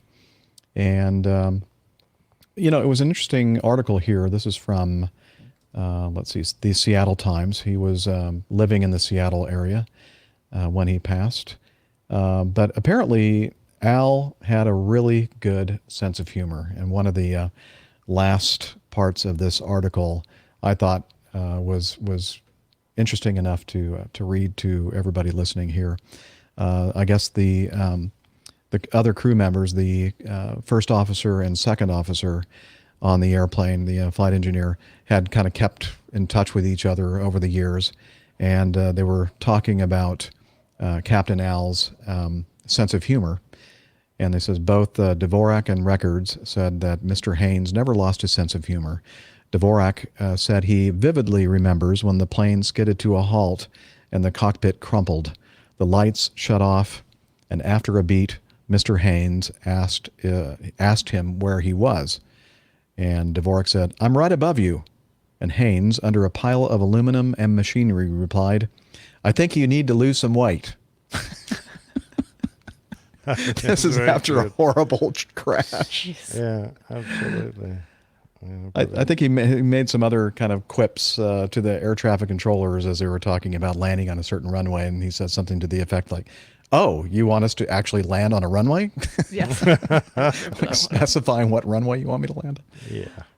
Wow. Great. Definitely a hero pilot, and we're all going to miss Captain Al Haynes. Rest in peace. Absolutely. Very well said. And we'll look forward to Captain Nick's plain tales about this particular yes, we will. At some point in the future. No pressure then. All right. Before we go to the feedback section of our show, we're going to go ahead and do something that we didn't do at the beginning because we wanted to. Oh, wait a minute. Audio, Jeff. Is there some audio that I'm missing? What is Was there audio? Oh, thank you. Yes. Our producer is on top of it. Oh, there is, yes. That's the way I was supposed to start this this news item. Rachel sent us some audio feedback. So let's hear what Rachel had to say about Captain Al's passing. Hey guys, it's Rachel from Chattanooga, Tennessee. First of all, I left y'all some feedback way back in March in advance of my trip to Iceland with a question regarding code sharing that had stemmed out of the issues with the 737 MAX 8 and 9. I wanted to thank you for your time in tracking down an answer to that question, and my apologies for not calling with that any sooner. Life just got in the way, honestly, with two little ones especially. But I wanted to reach out today after I learned that Captain Al Haynes, of course the captain of United Flight 232, passed away yesterday. I've spent quite a bit of time over many years getting my hands on as many articles and interviews, etc., as I could to learn as much as I could about 232. And I never had the opportunity to meet Captain Haynes, but he seemed to be an incredibly humble man and is certainly one of my aviation heroes, if not the top aviation hero. I would love to hear your reflections as seasoned airline captains on Captain Haynes and his legacy, not just from the lessons learned out of 232 itself, but on the impact that he had afterwards in educating and talking about his experience. I looked back through all of the available Plain Tales episodes and I didn't see it. I hope I didn't just overlook it, but if not, perhaps it would be a good topic for the future. Thank you guys again for your time and for keeping me really good company during my many hours of driving, and I look forward to talking to you again. Thanks, Rachel. Wouldn't that have been perfect to play before we even started talking about Captain Al Haynes? It sure would have. Yeah. Well, you can always fix it in post. Yeah, probably won't. So Rachel has some good observations and also some good questions for the crew. Yes, after Captain Al Haynes retired, which was shortly after this accident, in fact, and this is back in the days where you had to retire at age 60, he didn't stop. He wanted to make sure that people learned from this accident, and he went out and gave presentations to a bunch of different groups over the from that point on, from the time that he retired until he passed away. And he was very engaged with speaking to a lot of different groups. And that's really cool, I think, that he didn't just, go and live the rest of his career, or his life, playing golf and not being an important part of our aviation community. I never got a chance to meet him myself. I was just listening to Brandon Gonzalez's Podcasting on a Plane podcast, and I believe it was the latest one that he did. And he talks about at the very beginning the fact that he did have an opportunity to meet Captain Haynes about 12 years ago, I believe, in some kind of a maintenance symposium or something, of all things, he said. But he said that he really respected the captain and really enjoyed meeting him and talking with him. Looks like we used to discuss that accident, and particularly how Al Haynes delegated his responsibilities and brought the best out of the crew and used all the crew resources at his command to make sure that he had the best possible outcome for that accident. And his ability to step outside and not try and do too much of the flying himself and think his way through the problems and delegate was very much one of the lessons we learned when we did crew resource management, and something that we would all try and emulate had we been in the same situation. So that accident and his ability led the way for encouraging a great number of pilots to act in the same way, and hopefully he has a lasting legacy amongst those of us that have studied the accident. Really interesting article, the Seattle Times article. We'll have a link to it in the show notes, talking about the fact that, again, kind of emphasizing his sense of humor. The first officer said that Mr. Haynes had the uncanny ability to make him laugh until he wheezed. We all know That's that. a nice way to put it. Yeah. He also filled his days with Little League umpiring, a tradition he started in 1970 when his 9-year-old son Dan started playing. And he was in... Oh, you guys hear that? Yep. Sorry. No, I don't hear anything. Answer your phone, Jeff. Hang on. Hello. Hello, but see, it's tied to my iPad as well. Okay, decline, sorry. And your TV's gone bananas. Oh boy. Wonder why I did that. What does that have to do with anything, I wonder? Stop paying too much for TV. Okay, whatever you say, son. Not sure why that would happen, but anyway, Mr. Haynes filled his... Go ahead. Mr. Haynes filled his days with Little League umpiring, a tradition he started in 1970 when his 9-year-old son, Dan, started playing, and he was an announcer for a local high school football team, or football teams. Go ahead, Steph. You may have already said this, and I apologize if you did. I was trying to find some other information that I can't quite come across and don't remember the details of, but the article does mention that a lot of the funds he earned from doing the speaking that he did went to scholarship funds for children of crew members who died in the crash, and for other people who were adversely affected. So just all around good person too. Yeah, one of the crew members said he was just a people person. He had no interest in big financial trappings. Sounds like a very down-to-earth kind of guy. Indeed. Yep. Okay, I'm just going to pause for a moment and see why. Answer why your phone Acme call. Airlines is trying to call me. Uh-oh. I think I know why. Well, you're supposed to be flying tonight. Green slip. Oh, yeah, I'm not supposed to fly until Tuesday of next week. But they might need some people to fly right now, but I'm not sure if I want to do this or not.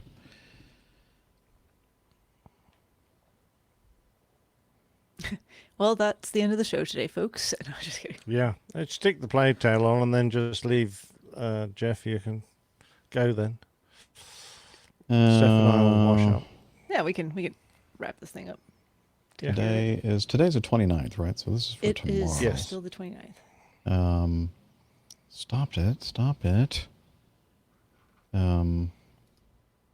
Okay. Going to be a bit of editing then. Oh, yeah. It always is. Always a bit of editing. Let me see what they're trying to give me. You guys can go ahead and carry on if you'd like.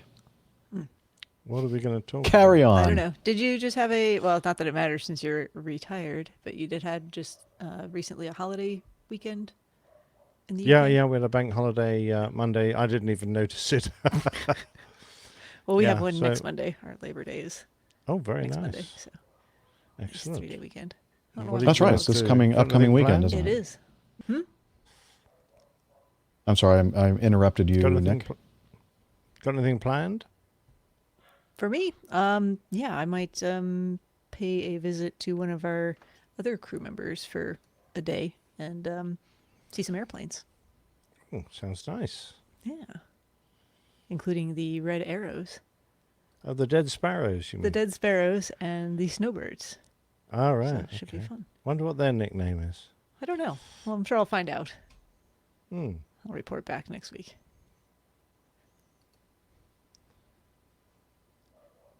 Did Jeff freeze, or is he just? No, I'm looking. I couldn't tell if you were just like.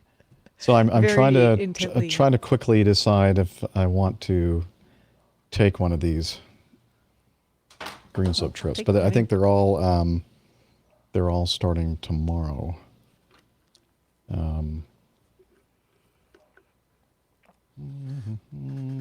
That was not bad. But that gets me back. I can't do my singing on Saturday.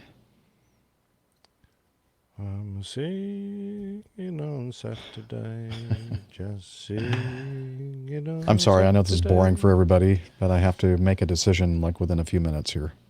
Fine, take your time. Micah would like you to go to Portland, if that's an option. I'm going to be in Portland several times next month, I think. Like 3 times. And yes, Jeff Gerbhardt, I'm on the red wine tonight. A little cheeky Spanish wine. Cheeky? Yes. Tempranillo or yes. What kind of Spanish wine? Okay, so how do I choose this one? The Tempranillo. Tempranillo grape. Tempranillo. The tannins are soft. The fruit is sweet and round in the mouth. There you go. I think that's been It's, recently been my Valencia. favorite type of wine, favorite variety of wine. Tempranillo. There you go. I'll try not to drink it all before your next visit. Excellent. I would like to try it. We are actually going to make it, despite British Airways' best attempts. Well done. Well done. Which days are you at Goodwood? Have you just got the one day, or Friday, are you going Saturday, twice? Sunday, I think. All 3 days. Yeah. All right. If okay. we so choose. We don't have to worry about entertaining then. Nah, we'll manage ourselves. Thanks. Excellent. Are you going to be able to make it, do you think, or not interested? Well, I don't normally go. I said normally. I've never been. And by but normally, I mean never. Yes. Yeah, it's kind of on my list of things I might do once, but I hadn't planned on doing it, quite honestly, because if I had any spare time, I would be taking part in the under 25 match at Worthing Pavilion, and I've said I won't do that. And also the mixed league match on Sunday, and I said I won't do that either. So the answer is I'm going to be sitting around with my feet up. You're in hiding. Yes, exactly. And the decision is? I've just declined them all. Oh, okay. Wow. Should we carry on then? Yeah, we should. Maybe. Hooray. Time flies. I know. I'm sorry. I'm still thinking about this. I thought you just declined them all. Can I you did. change your mind? I can go back in and change my mind. Oh. Make that list of... Actually, I was trying to figure out how to choose one of them and not all of them. And You have to choose all of them? well, usually they only offer me one, but they have like 3 Do you think it was an available. error? No, this is the way this system works. Oh, okay. They have this automated system that you use to oh,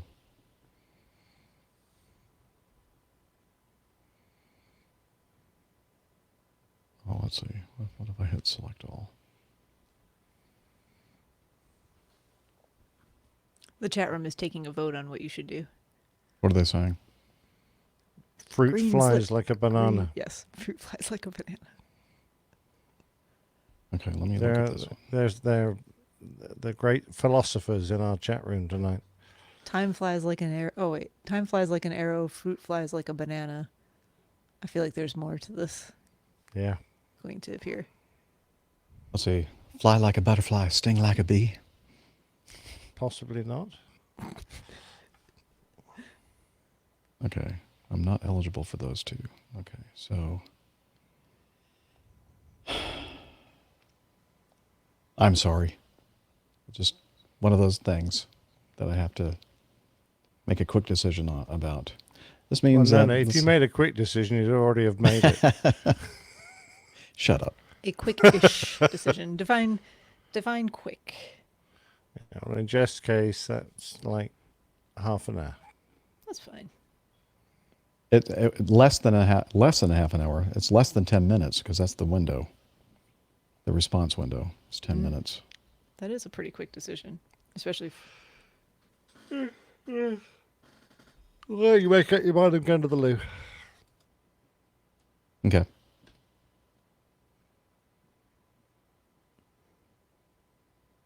And she's coming back tomorrow.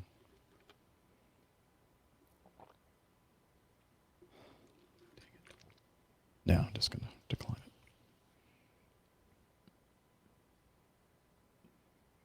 There we go. It is decided. I've decided. Moving on. Yeah. Now that Nick's left, we should probably move on. Yeah. So Linda's down in Orlando visiting my son, and then they're driving back tomorrow. And he's going to be home for the Labor Day weekend. Not because of Labor Day, but because of Comic-Con. Oh, he's interested in that sort of stuff? Yeah. Or is it Dragon Con? Dragon Con. I don't know. Whatever it's called here in Atlanta. Something con. Yeah, he and his big sister like going to Dragon Con every year. Whatever. Whatever floats their boat. Yep. All right, so let me see if I can find that photo that I had up before.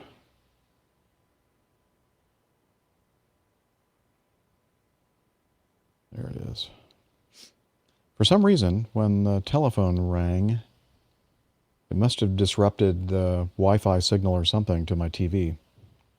And it didn't know what to do. It just freaked out and quit. I've seen it happen before. I don't know why it does It's a that. nice picture. Is that your picture? No. Oh. I don't know where I got that. I thought it was pretty, though. Yeah, I like it. Okay, so let me close this window so I don't have to look at the trips the trip that I declined. It's only money. You know, at some point, it's... I know. And that's why I said, admitted- yeah. forget it. At some As, point, that's less important than the time for yourself. And Right.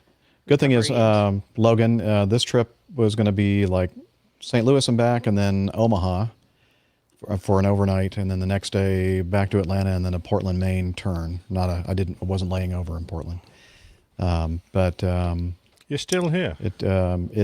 What did you want me to do? You want me to leave? Fine. Well, I I'll thought leave. you might be on your way to the airport. Oh, no. These are all three of the trips were for leaving tomorrow. Okay. But it turns out only one of them I was eligible for because two of them didn't meet the parameters that I listed. And I said at least a 2-day trip, not a 1 day. Anyway, Logan, the one that I was eligible for was going to keep me away from the impending Dorian. disaster of Dorian, Yes. the hurricane. But I had that's all. completely even forgotten about that, but that probably is a good thing that your Yeah. family's getting out of Orlando. Yeah, I'm glad that they had Yeah. planned, I think, to come back, drive back tomorrow anyway. Mm-hmm.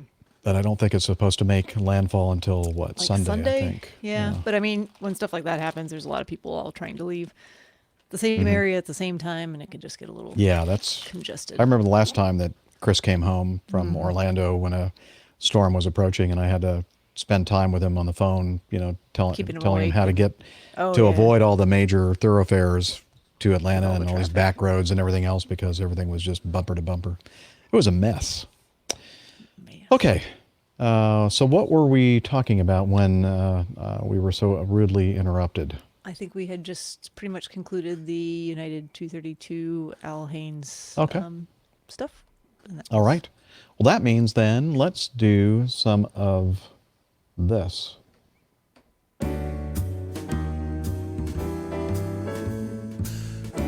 Johnny, how much more coffee? No thanks. I love coffee. I love tea. I love the APG Community. Coffee and tea. And the Java and me. A cup, a cup, a cup, a cup, a cup. Okay, the Coffee Fund. That's where we talk about how you can support the show financially. And it's called the Coffee Fund, and you can become part of the Coffee Fund cadre if you'd like. That is, as long as you have the resources to do so. And we have a couple of different ways to support us via the Coffee Fund, and the first is the Coffee Fund Classic Method. And since the last show, we have 3 recurring contributors. We have Vigner, Jason, and Alistair. And the other way to do it is to become a patron of the show via Patreon. And we have 2 new producers, James Mack and Travis Harpley. Welcome, gentlemen, to the Coffee Fund cadre. And we also have a new executive producer, and that gentleman's name is Jimmy Reeks. So if you want to join this great group of folks who support the show, head over to airlinepilotguide.com/coffee, and there you'll find what fits you best, whether you want to make a one-time donation, a recurring donation via the classic method, or to become a patron of the show. You'll be glad you did, and we will too. Thank you.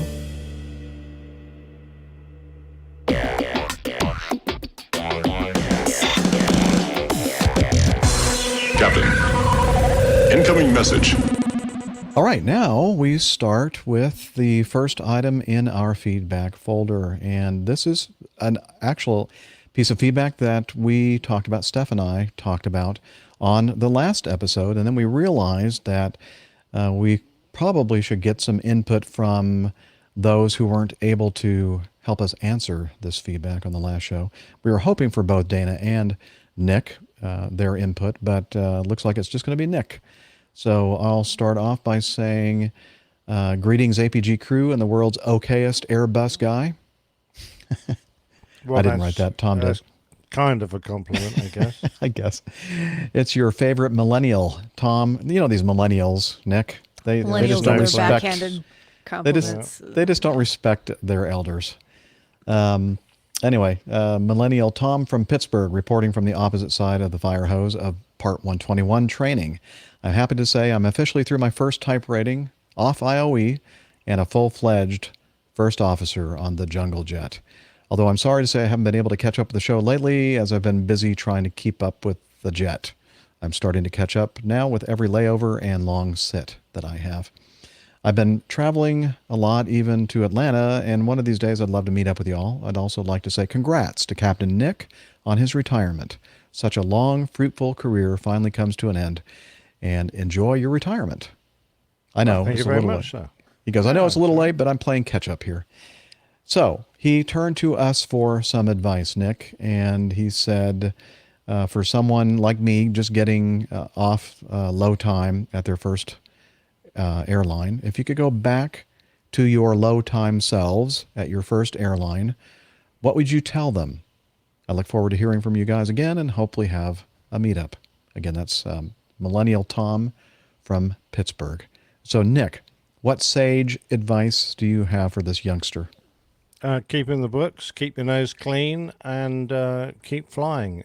You're right when you say it's like a fire hose, and you think it all finishes perhaps when you've completed your 121 training. I can assure you it doesn't. And there is an awful lot to learn about the actual business once you get in the seat, not just flying the airplanes and passing exams. So, keep in the books, try and read a chapter a day. Well, that's what I used to do, only a chapter a flight. You probably won't have time to do that on your little hops. But, No. No. I used to pull out the manuals and try and work through one chapter, per sector. Mm-hmm. But, you probably won't be able to do that. But, don't forget, stay in the books and find out as much as you can. Watch the guys around you and try and pick up their good habits. Try and ignore their bad habits. Keep your mouth shut and your eyes open. Very good. And just learn, learn, learn. Yes, Steph? Exactly. I don't think I said this the last time, but just thought of it. And it goes back to stuff that I've heard you all say before. But, as first officer, you're really kind of captain in training also. Mm-hmm. So, taking cues after, certainly do all that other stuff that Nick talked about. That's really important. Make sure that you have a good foundation, but also take notes from what you like in the captains that you work with. And, you can take the good parts of that and apply it when you become captain yourself. And maybe the not so good parts and file those under things I don't want to do. That's actually what you do more of, I think. Yes. That's my experience. Oh, yeah. I don't want to be like that. So not going to do that. Yeah. That didn't work out well. Yeah. Good advice. Good advice. All right, Tom. Hopefully that helped. And look forward to hearing how your career progresses. Let's see. Item number 2, Andrew. Hi, y'all at APG. Currently, Robert Ballard, the man who found the Titanic and the Bismarck, is running a renewed expedition to search for the remains of Amelia Earhart's and Fred Noonan's Lockheed Electra in the South Pacific. I've attached a few links in regards to the expedition called the Nautilus 2019 Expedition, as there have been some theories that they, Earhart and Noonan, could have landed near the island of Nikumaroro. I like what they used to call it, Gardner Island. I can pronounce that. The island formerly known as Gardner Island. Yes, as opposed to Howland Island, which was the intended destination on their round-the-world trip.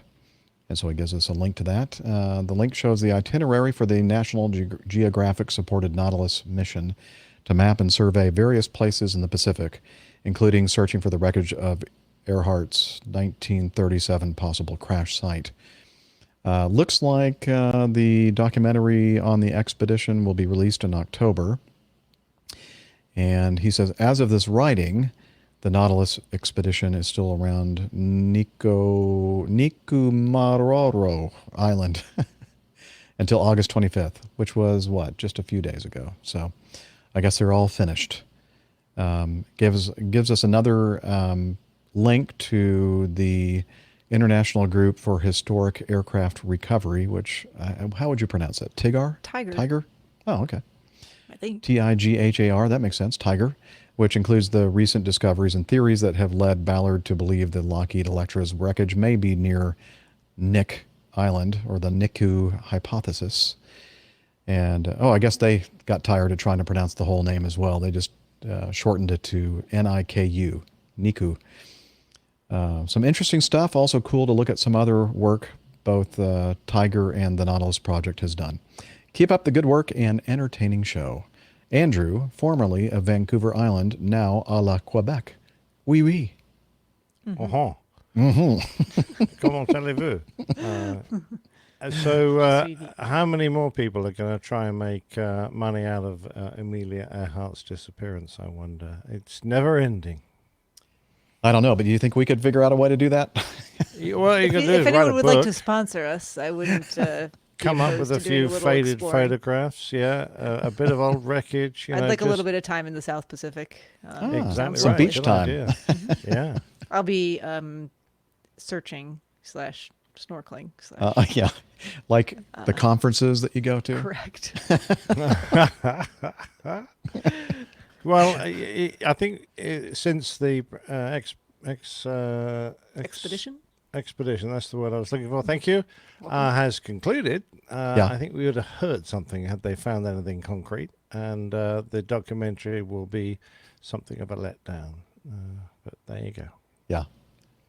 Did you see what Liz said? A conference in the South Pacific.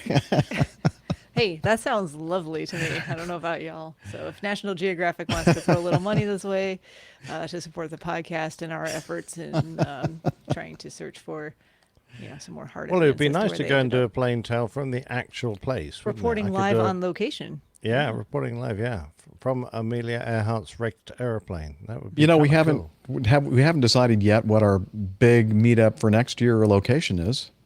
Oh, there it's you go. Apparently going to be Nikumaroro. See, I'm not the only one that has trouble with that. Nikumaroro. Wow, that just does not roll off the tongue. No, it doesn't. Not at all. Ro. Yeah, that's a tough one. Niku. Yeah, Niku. that works. Ish Island. Yeah. Yeah, that sounds like a great location for. I'm sure it's there's some lovely resorts on that island, and it looks pretty remote. I don't think there's anything. I don't think there's anything at all on that island. Actually, you need a float plane. I know someone with a float plane license there. Yeah.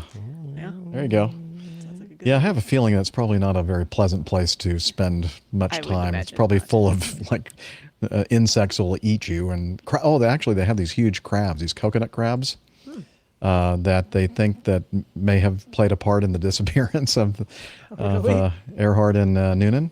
Yeah, that these things are like 3 foot, leg spans or whatever you call it. Oh my goodness! Big old crabs. Yeah, I don't think I want to spend much time. Yeah, they probably taste good, but they probably hurt if they don't eat you first. Yeah. Exactly. People eating crabs? Are you joking? No. And I don't mean people eating crabs. I mean people eating crabs. People eating crabs. People eating. Yeah, I know. I think that they actually do. I don't know if they actually kill the person first, or they just are scavengers. We're definitely get feedback about how wrong all this information is. What? We're never wrong. As long as only half of it's wrong. Right off that 50% cliff. Just. Wait a minute. There was something that Dana was telling me about the other day that he said, I'm trying, Jeff, I'm trying to keep you above 50%. Oh, I think it was we had talked about the incident on the MD-80 series airplane at, and I called it Willow Grove. It was Willow Run. I think we corrected that during the show. I think Liz corrected that for me.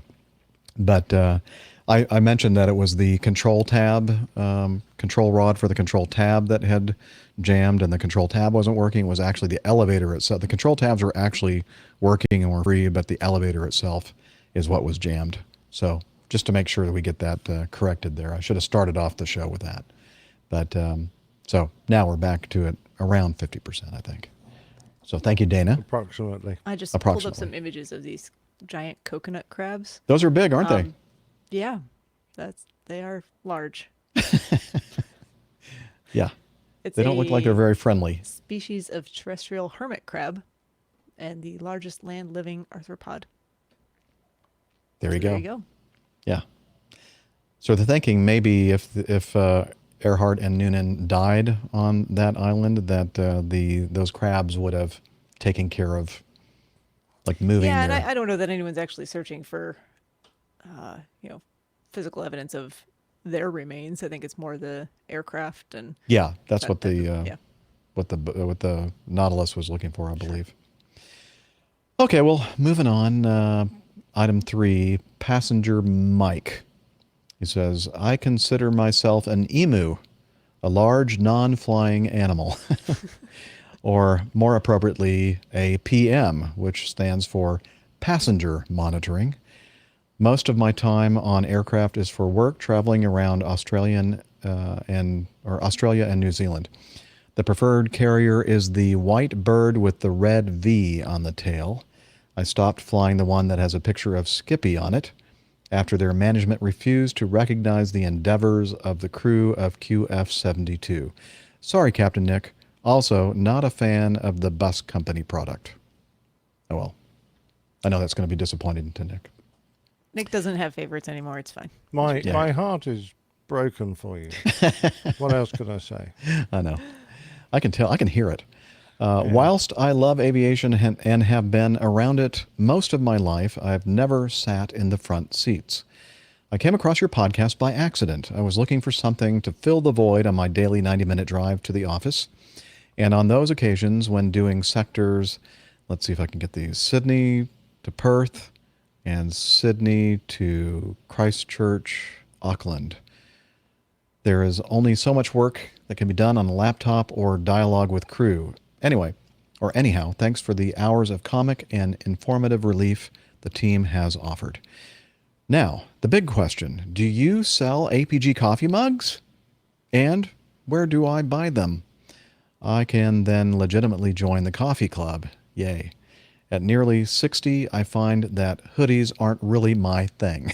Yeah, I get that. Everyone looks good in a hoodie. Come on, Mike. Yeah, I definitely look good in a hoodie. Yeah. So, coffee mugs, huh?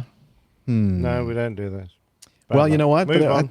That wouldn't, I don't know. I think we'll have to look into that. I would imagine we could probably get those done on Redbubble or Teespring, maybe even. I don't know. I think Redbubble would be I think you can do it there. Yeah, you can definitely do them on Redbubble, yeah.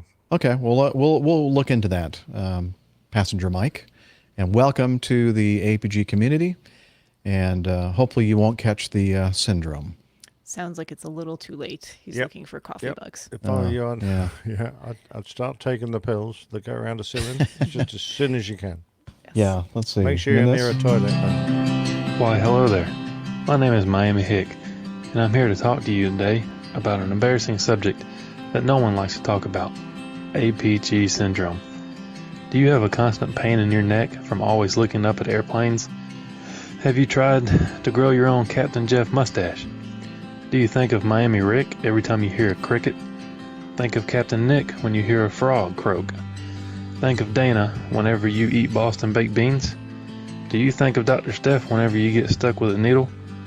If you answered yes to any of these questions, then you are suffering from APG syndrome. Well, suffer no more. Introducing Go Around the Ceiling.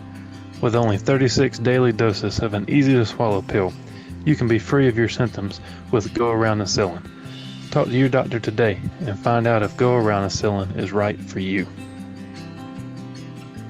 Like all medicine, Go Around the Ceiling has side effects which include headache, nausea, vomiting, stomach bleeding, bleeding from the ears, nose, and eyes, uncontrolled diarrhea, stomach cramps, yellowing of the teeth, hair, and toenails, warts, hair loss, dry mouth, constipation, and stomach cramps. And the stomach cramps are so bad. It's mentioned twice. Three times. Three times? Okay. Yeah, 3 times. Yeah, did I mention stomach cramps? Only 36 daily doses? Yeah, 36 daily doses, easy to swallow. Tablet, capsule. I forget. Yeah, they are, I understand, working on something that's easier to We're working swallow. on an injection. I'd be happy to administer those. Yeah, it is a vast injection there. I mean, It really needle. stings. Yeah. Burns. But it might be better than the syndrome, right? Or 36 pills a day. Yeah. All right. Thank you, Passenger Mike, and welcome again to the community. Item 4, speaking of community, we have Jonathan. Was this Jonathan?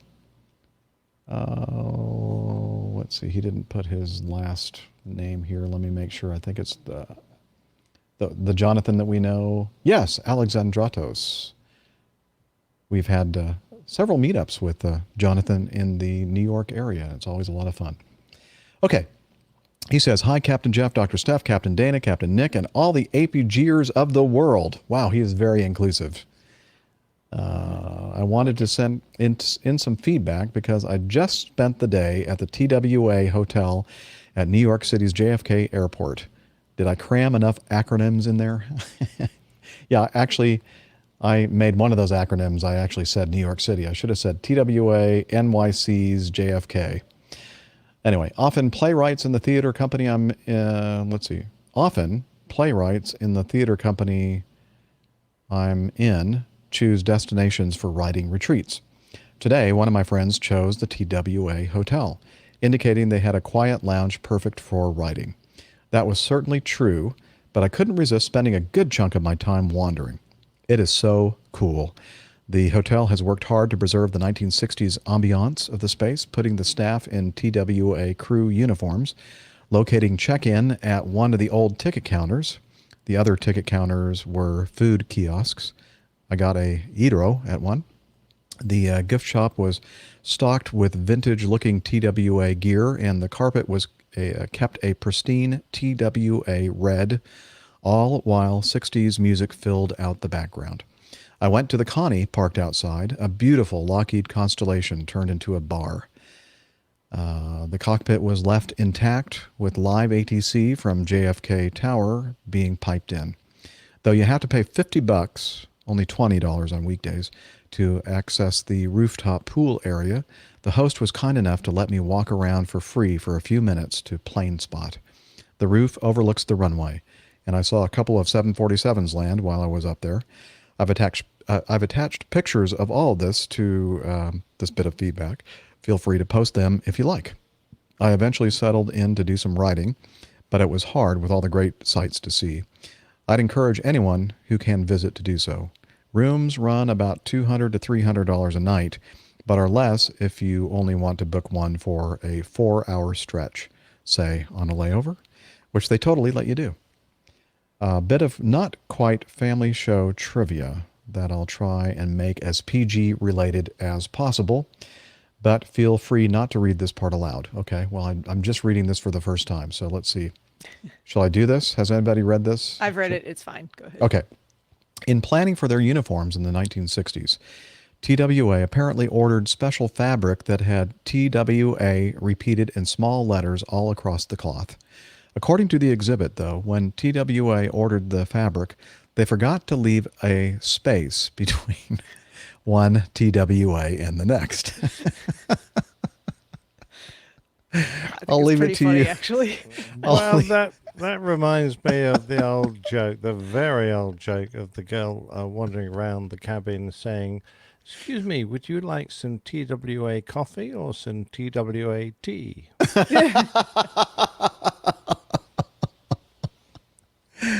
He says, I'll leave it to you to write TWA and then another TWA right next to it and read the results out loud so you can get the effect of what they did.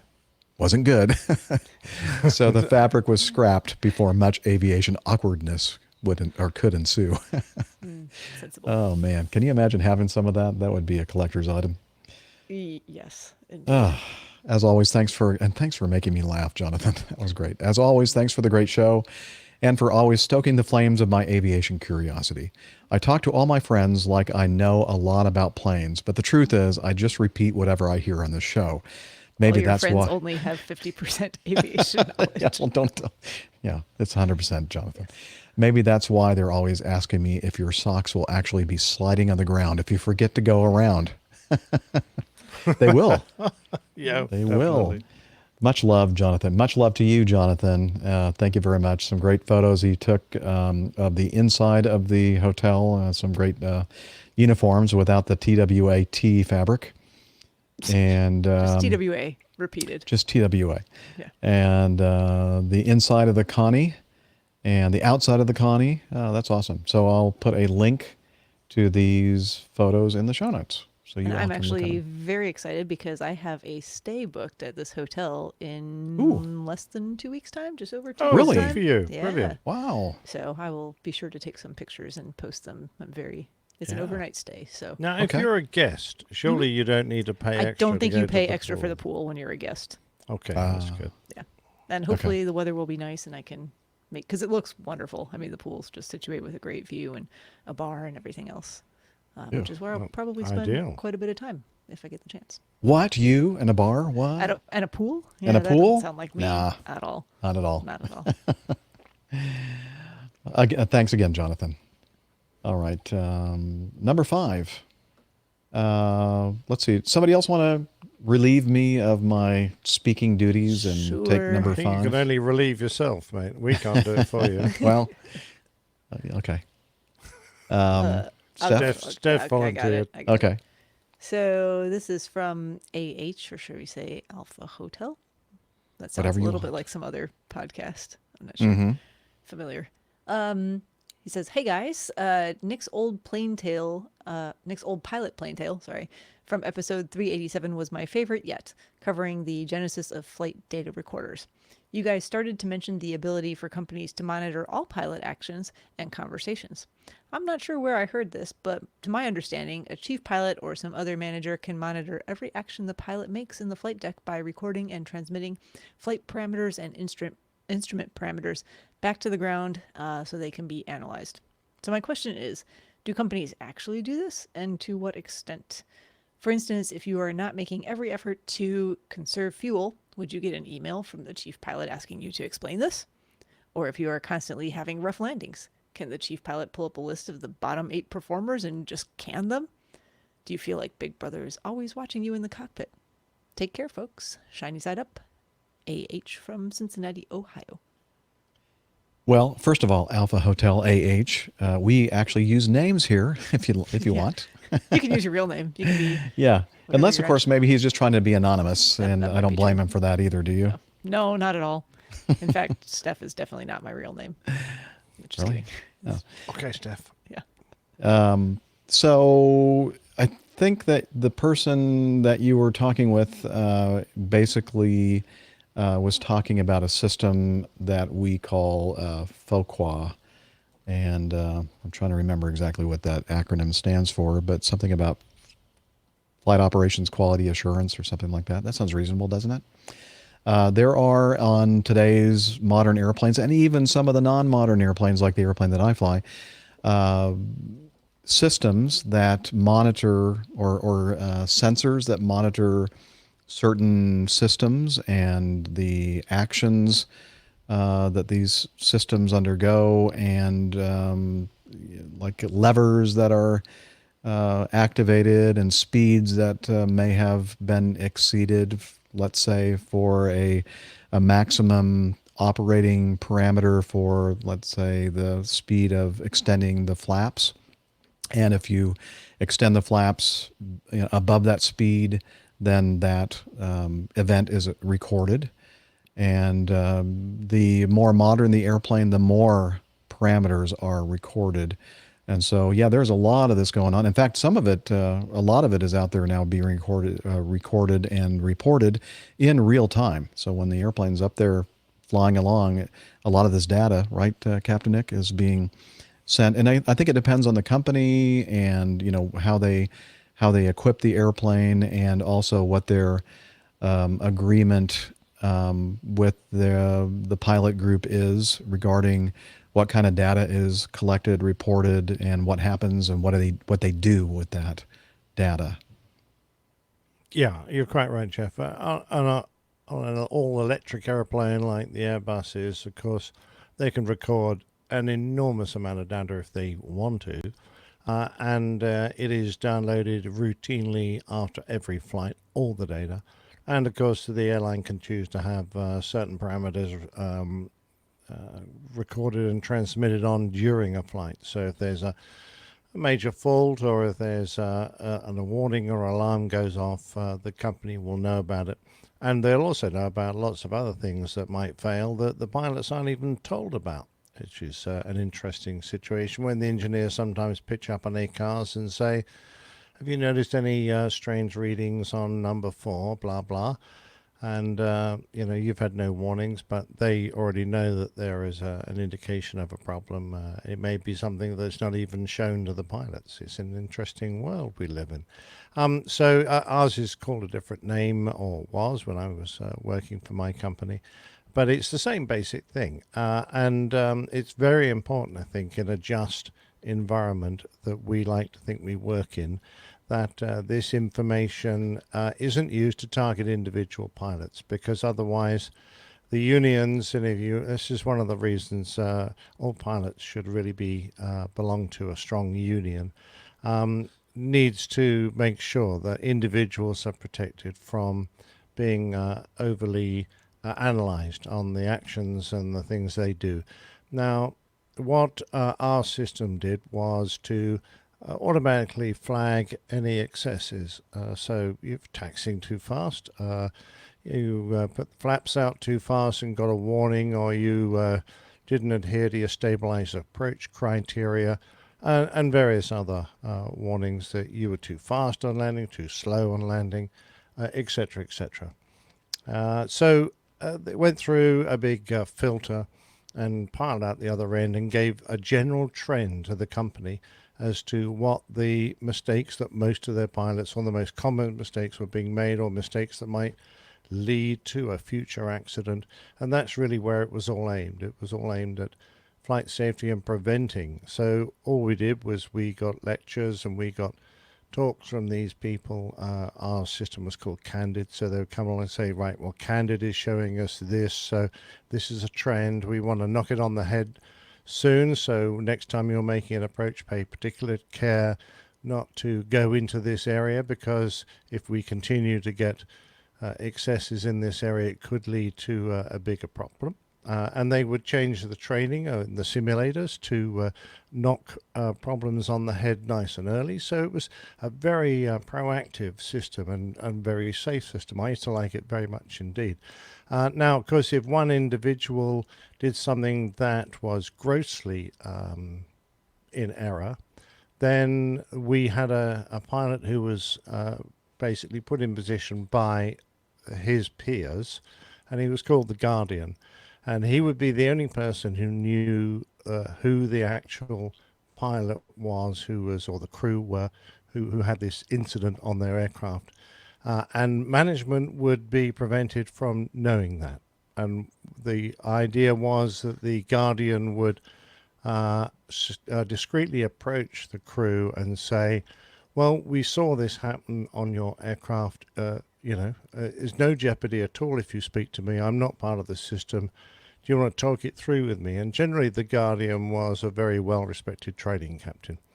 And if he saw there was no benefit in moving this on, then he would go and report back to the company and say, no, that's dealt with. It was just a one-off and it won't happen again. But he would generally try and explain that the company weren't looking to reprimand or deal with this pilot in any disciplinary manner, and that it would be a great benefit to the company if they would raise an air safety report. An air safety report then would allow the company to investigate the situation and look to improve their training, or perhaps give training to this individual crew to make sure it didn't happen again. So that was the basic aim of it all. Now, not every company is as honest and well run as mine, so there's no doubt that some companies out there might try and use this to discipline, but that's not the aim of it. The aim of it is to just try and improve safety throughout. So that's always been my opinion. If you do your best to fly the best you can, and you don't make deliberate or gratuitous errors, then you're going to be well looked after It's only those people who are a little bit paranoid, perhaps, I think, who get overly worried about being monitored. But it happens, and it will continue to happen. It will be more intense monitoring in the future as more of these systems, including cameras on the flight deck, are developed. Yep. Hope that wasn't too much of a monologue. No, that was great. I think you covered all the important bases there. And one of the important ones is, the technology is there. Yes, it's being recorded and reported. However, it's really what is done with that data is the important thing. And safeguards from your union or your, what'd you call it, gatekeeper? Or, we call him a guardian, but he was just someone that we put in there, the company dealt with. And any information that went to the company, it was automatically de-identified, and the company weren't allowed to know ever who the crew was unless the crew themselves came forward.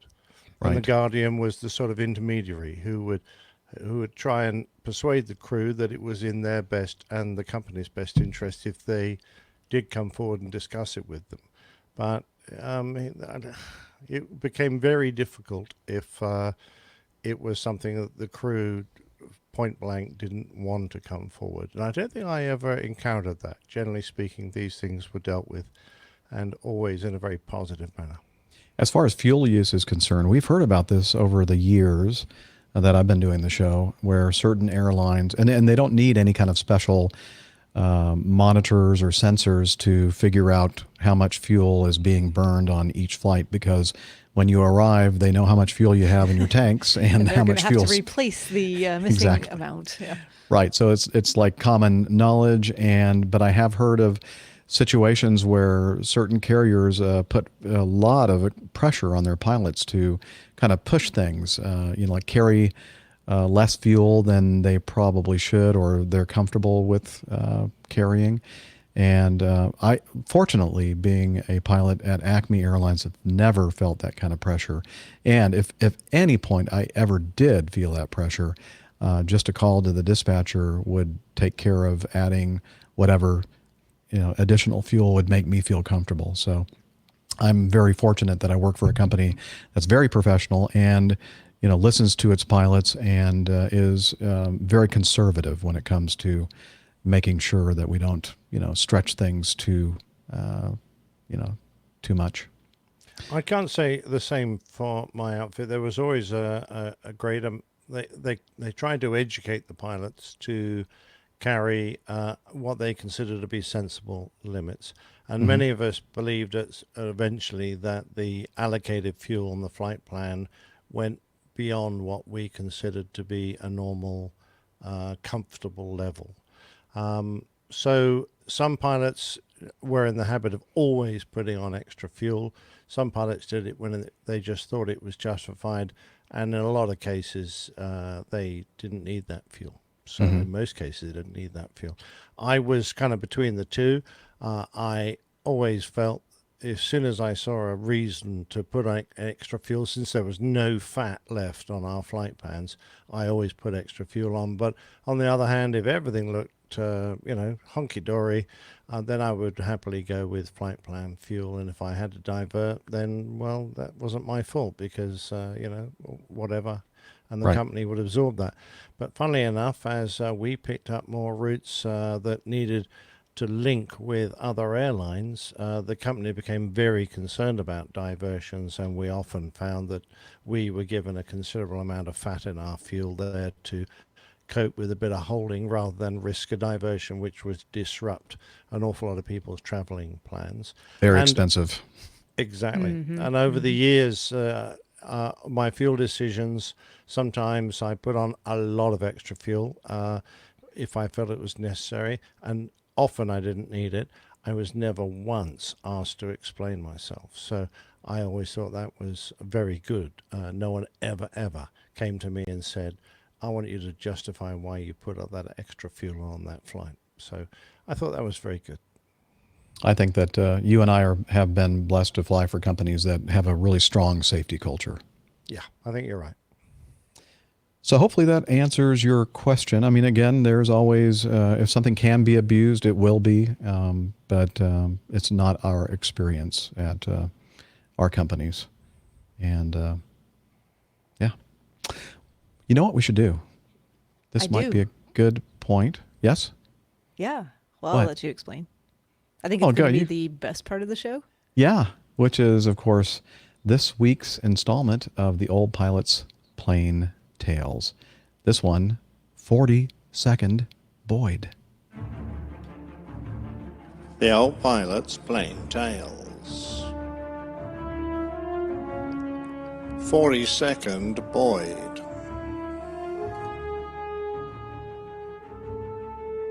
As a military aviator, he was exceptional. From a starting point that had him at a disadvantage, when the combat lessons started, 40 seconds was how long it took him to get behind you for the kill.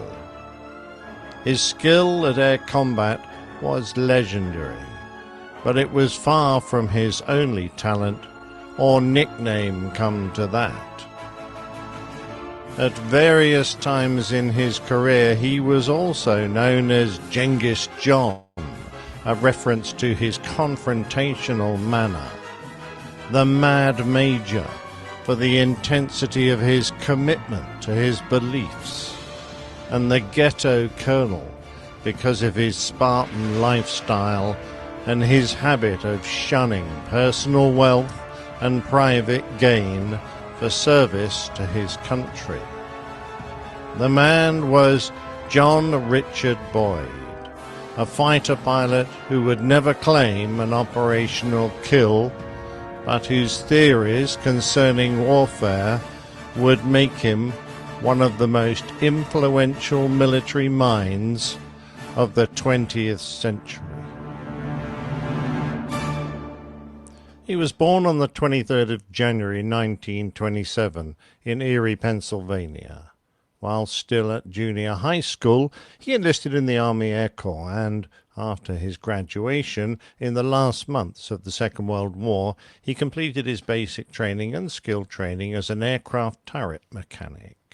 For the next few years, Boyd served in Japan, where he attained the rank of sergeant, and he continued to serve in the Air Force Reserve until he finished college.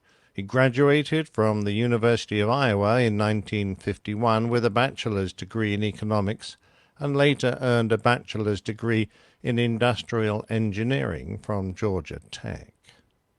Boyd started his Air Force career in ROTC, and by 1953 he had completed his pilot training and was serving in Korea as an F-86 pilot.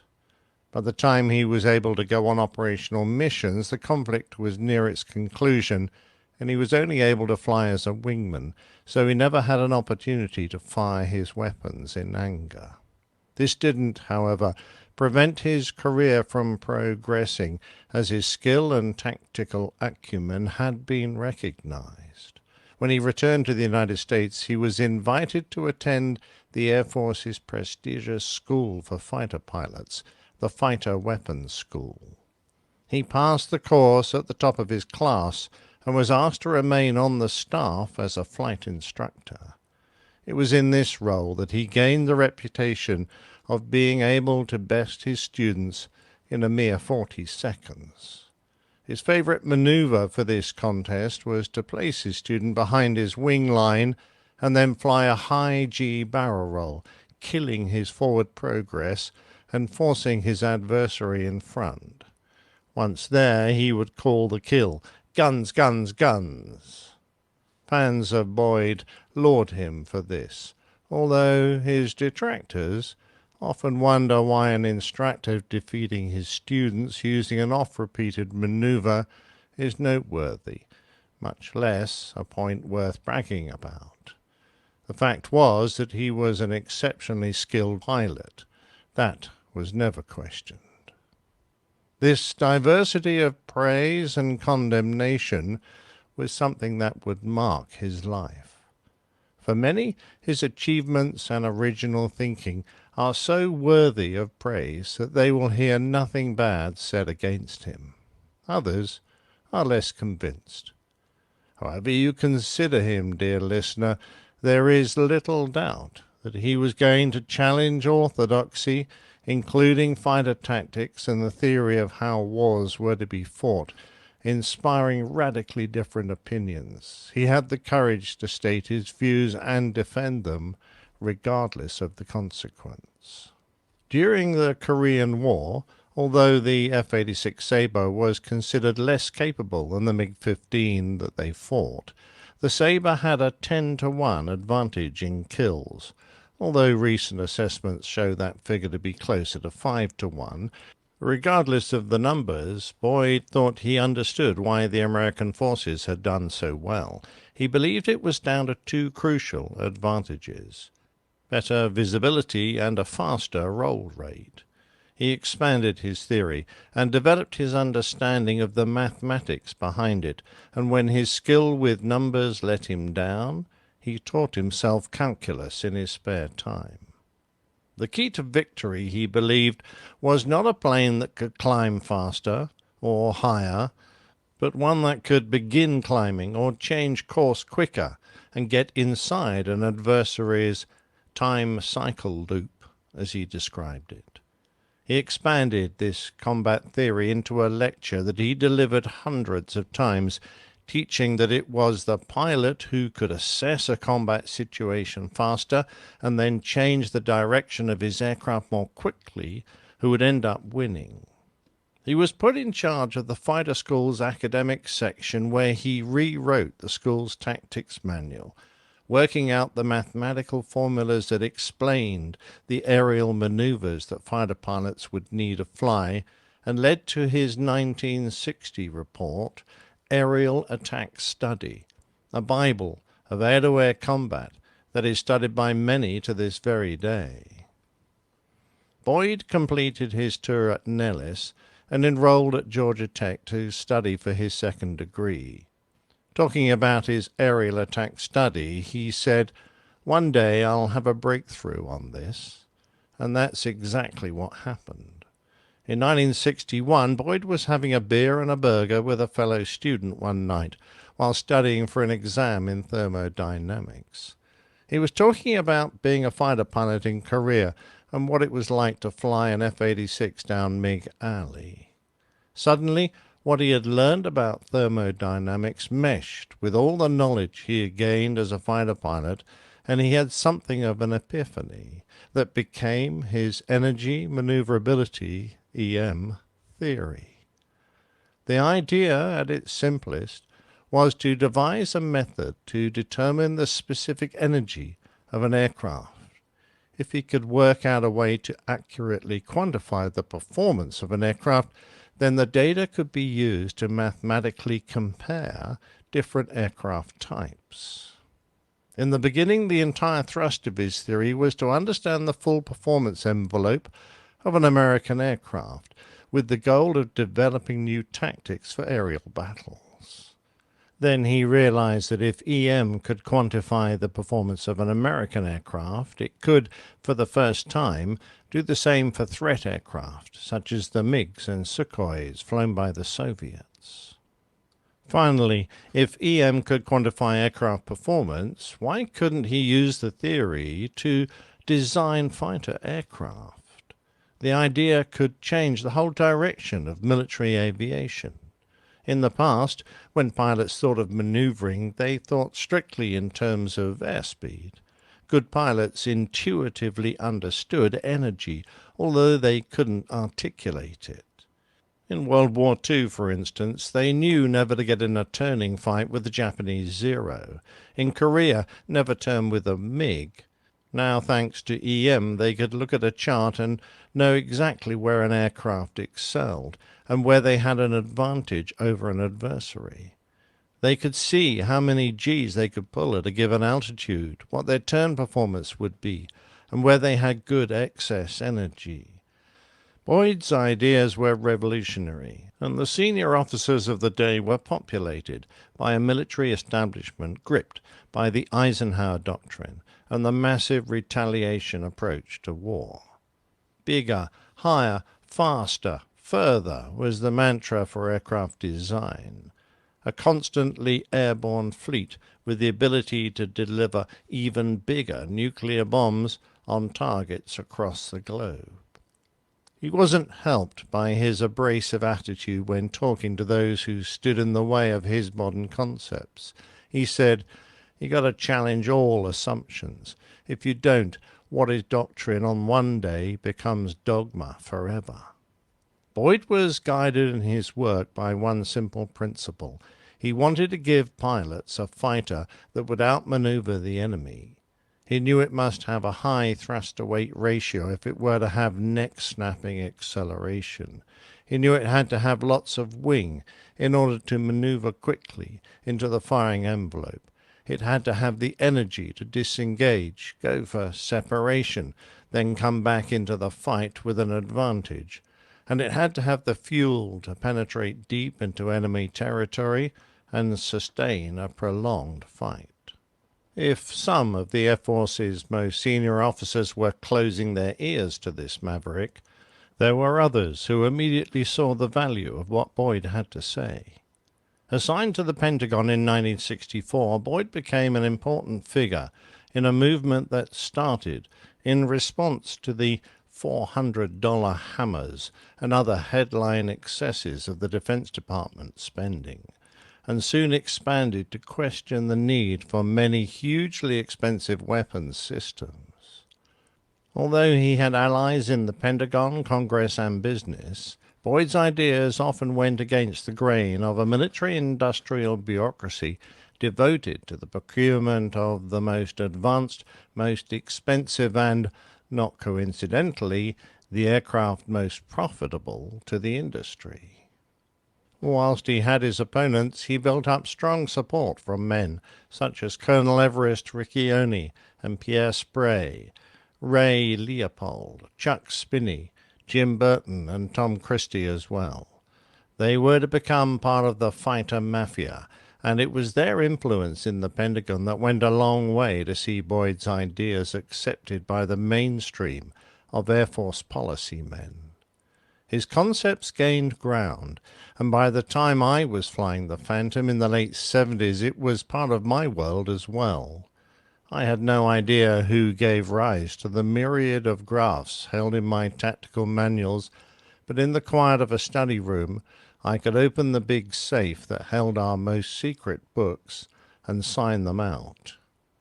Opening the pages, I could imagine myself in combat, with a MiG-21 fish bed or perhaps a Sukhoi Su-17 fitter, and there were the energy diagrams of both types side by side. I could see where I might have an advantage in turning ability, G, or perhaps acceleration. What height was best to fight, or the worst come to that. These manuals gave me the key to fighting my aircraft against Allied aircraft as well, and I went into every engagement with the numbers in my mind so I knew what I had to do with my aircraft to prevail. Boyd's theories went a long way to influence the next generation of fighter aircraft that the USAF were to demand. The fighter mafia talked a reluctant Air Force into building the F-16 and A-10, small, relatively cheap, yet highly effective aircraft that were temporary departures from the trend towards more expensive, complex weapons. Boyd also tried to have the F-15 project altered to shrink the aircraft and have a lot of its sophisticated technologies reduced or even gutted completely, with the aim of making it more suited to air-to-air combat. Not all of his ideas were necessarily aimed in the right direction, as anyone who has faced a wall of eagles will attest. After leaving the Air Force as a colonel in 1975, Boyd began a study of historical trends in military success, and through his studies he perhaps made his greatest mark. He taught himself much through reading. He worked through accounts of battles, starting with the Peloponnesian War of Sparta and Greece. On his Air Force pension, he lived modestly, working from a small book-crammed apartment. He presented his findings in briefings, which came in varying lengths, starting at 4 hours. Boyd refused to discuss his views with those who would not sit through a whole presentation. To him, they were, in his opinion, amateurs. To those who listened, he offered a world view in which crucial military qualities, adaptability and innovation, grew from moral strengths and other warrior virtues. Yes men, careerists, by-the-book thinkers, and the military's budget-orientated culture of procurement were his greatest hates. It was during this period that Boyd came up with, arguably, his most important and wide-reaching legacy. He developed a decision-making cycle that allowed military combatants to make important choices faster than their opponents, thereby gaining the upper hand. It was simply known as the OODA loop, and it stands for observation, use your senses to get data, orientation, analyze the data based on your situation, decision, determine a course of action based on your perspective, action, play out the decision. The OODA loop has become an important concept in litigation, business, law enforcement, sport, and military strategy, to name just a few. It has been described as a way to explain the nature of surprise and shaping operations in a way that unifies Gestalt physiology, cognitive science, and game theory in a comprehensive theory of strategy. Boyd continued to influence and advise the military, particularly the U.S. Marine Force, in the wake of their experiences in Vietnam, and more recently, Dick Cheney during the Gulf War. Whilst many valued his opinions and theories, former fighter pilot and USAF Chief of Staff, General Merrill McPeak, summarized the opposing view. Boyd was highly overrated, he opined. In many respects, he was a failed officer and even a failed human being. He was the type of person who challenged authority and fought for what he believed. He was also the kind of person that was so profoundly insecure that he stalked and physically assaulted people who he perceived had not shown him proper respect. If Boyd had been less pugnacious, less cocksure, and if he had not end-run the system constantly and played by the rules, he might have had an easier path. But then he may not have been so successful either. Revolutions are not started or won by moderates. They need zealots, committed to the cause. Boyd was passionately committed to being the best he could be. He was devoted to the Air Force and its mission, air superiority with the best aircraft, training the best pilots, and developing the best military strategy. To fly, fight, and win. He just happened to be convinced that the Air Force had it all wrong. Understandably, the Air Force did not appreciate being told so. Put it this way, how many active duty colonels do you think could get away with burning a hole in a general's tie with his cigar? Yes, that is one of the many things he did and got away with. Boyd died of cancer in 1997. And was recognized shortly after his death with the naming of a building at Nellis Air Force Base for him. Colin Gray, the distinguished British academic and the most quoted author about strategy since Clausewitz, bestowed an eulogy on Boyd, praising his concept of the OODA loop, saying that it may appear too humble to merit categorization as a grand theory, but that is what it is. It has an elegant simplicity, an extensive domain of applicability, and contains a high quality of insight about strategic essentials, such that its author well merits honorable mention as an outstanding general theorist of strategy. Boyd has been studied over the years at various USAF professional military education schools, most notably as part of the And then it all went quiet. A little abrupt. Did Jeff just disappear? Is he having trouble pressing buttons again? Yes, I think so. It's a difficult task for the non-Airbus pilots amongst us. Yeah, I know.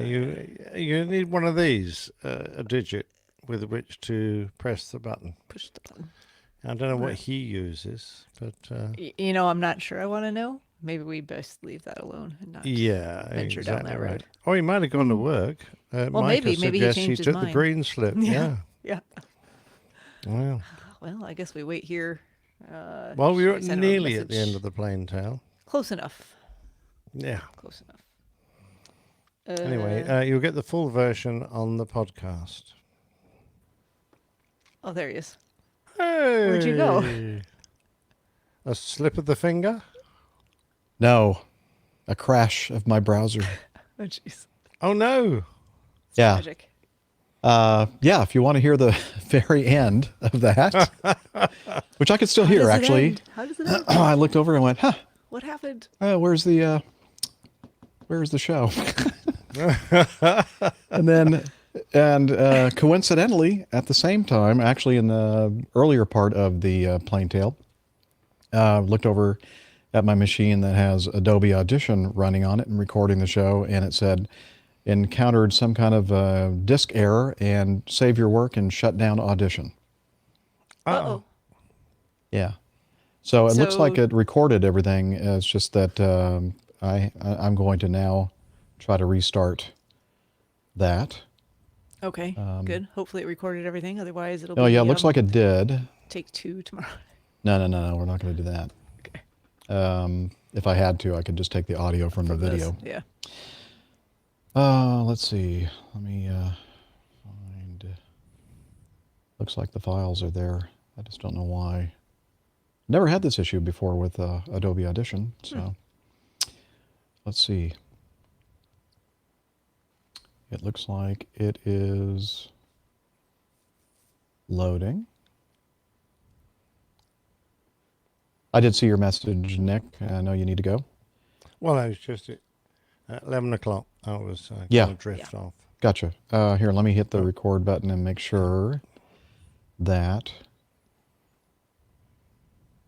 Okay, looks like it's recording. Interesting. Never had that happen before. Fascinating. And it was like both of these things happening at the same time. And then I look over here and go, what happened to the browser? Sounds more like a computer than a software problem. Yeah. Actually, this, with the Adobe Audition thing, I'm using an external drive. But I have used it the last few shows and haven't had any issues with it. But this is the first hiccup. And I think it has to do with the drive that I'm using to record instead, and not the actual software, if that makes sense. Yeah, makes sense. Okay. So let me see here. Got that back again. Okay, so I guess we just wait.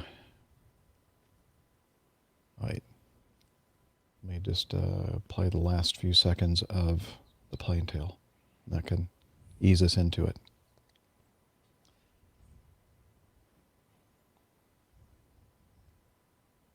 Has an elegant simplicity. Oh, I like that. That's what it sounds like to people that would listen to the show in like 2x. Love it. I mean, that fed us in nicely. As an outstanding general theorist of strategy. Boyd has been studied over the years at various USAF professional military education schools, most notably as part of the curriculum of the School of Advanced Air and Space Studies.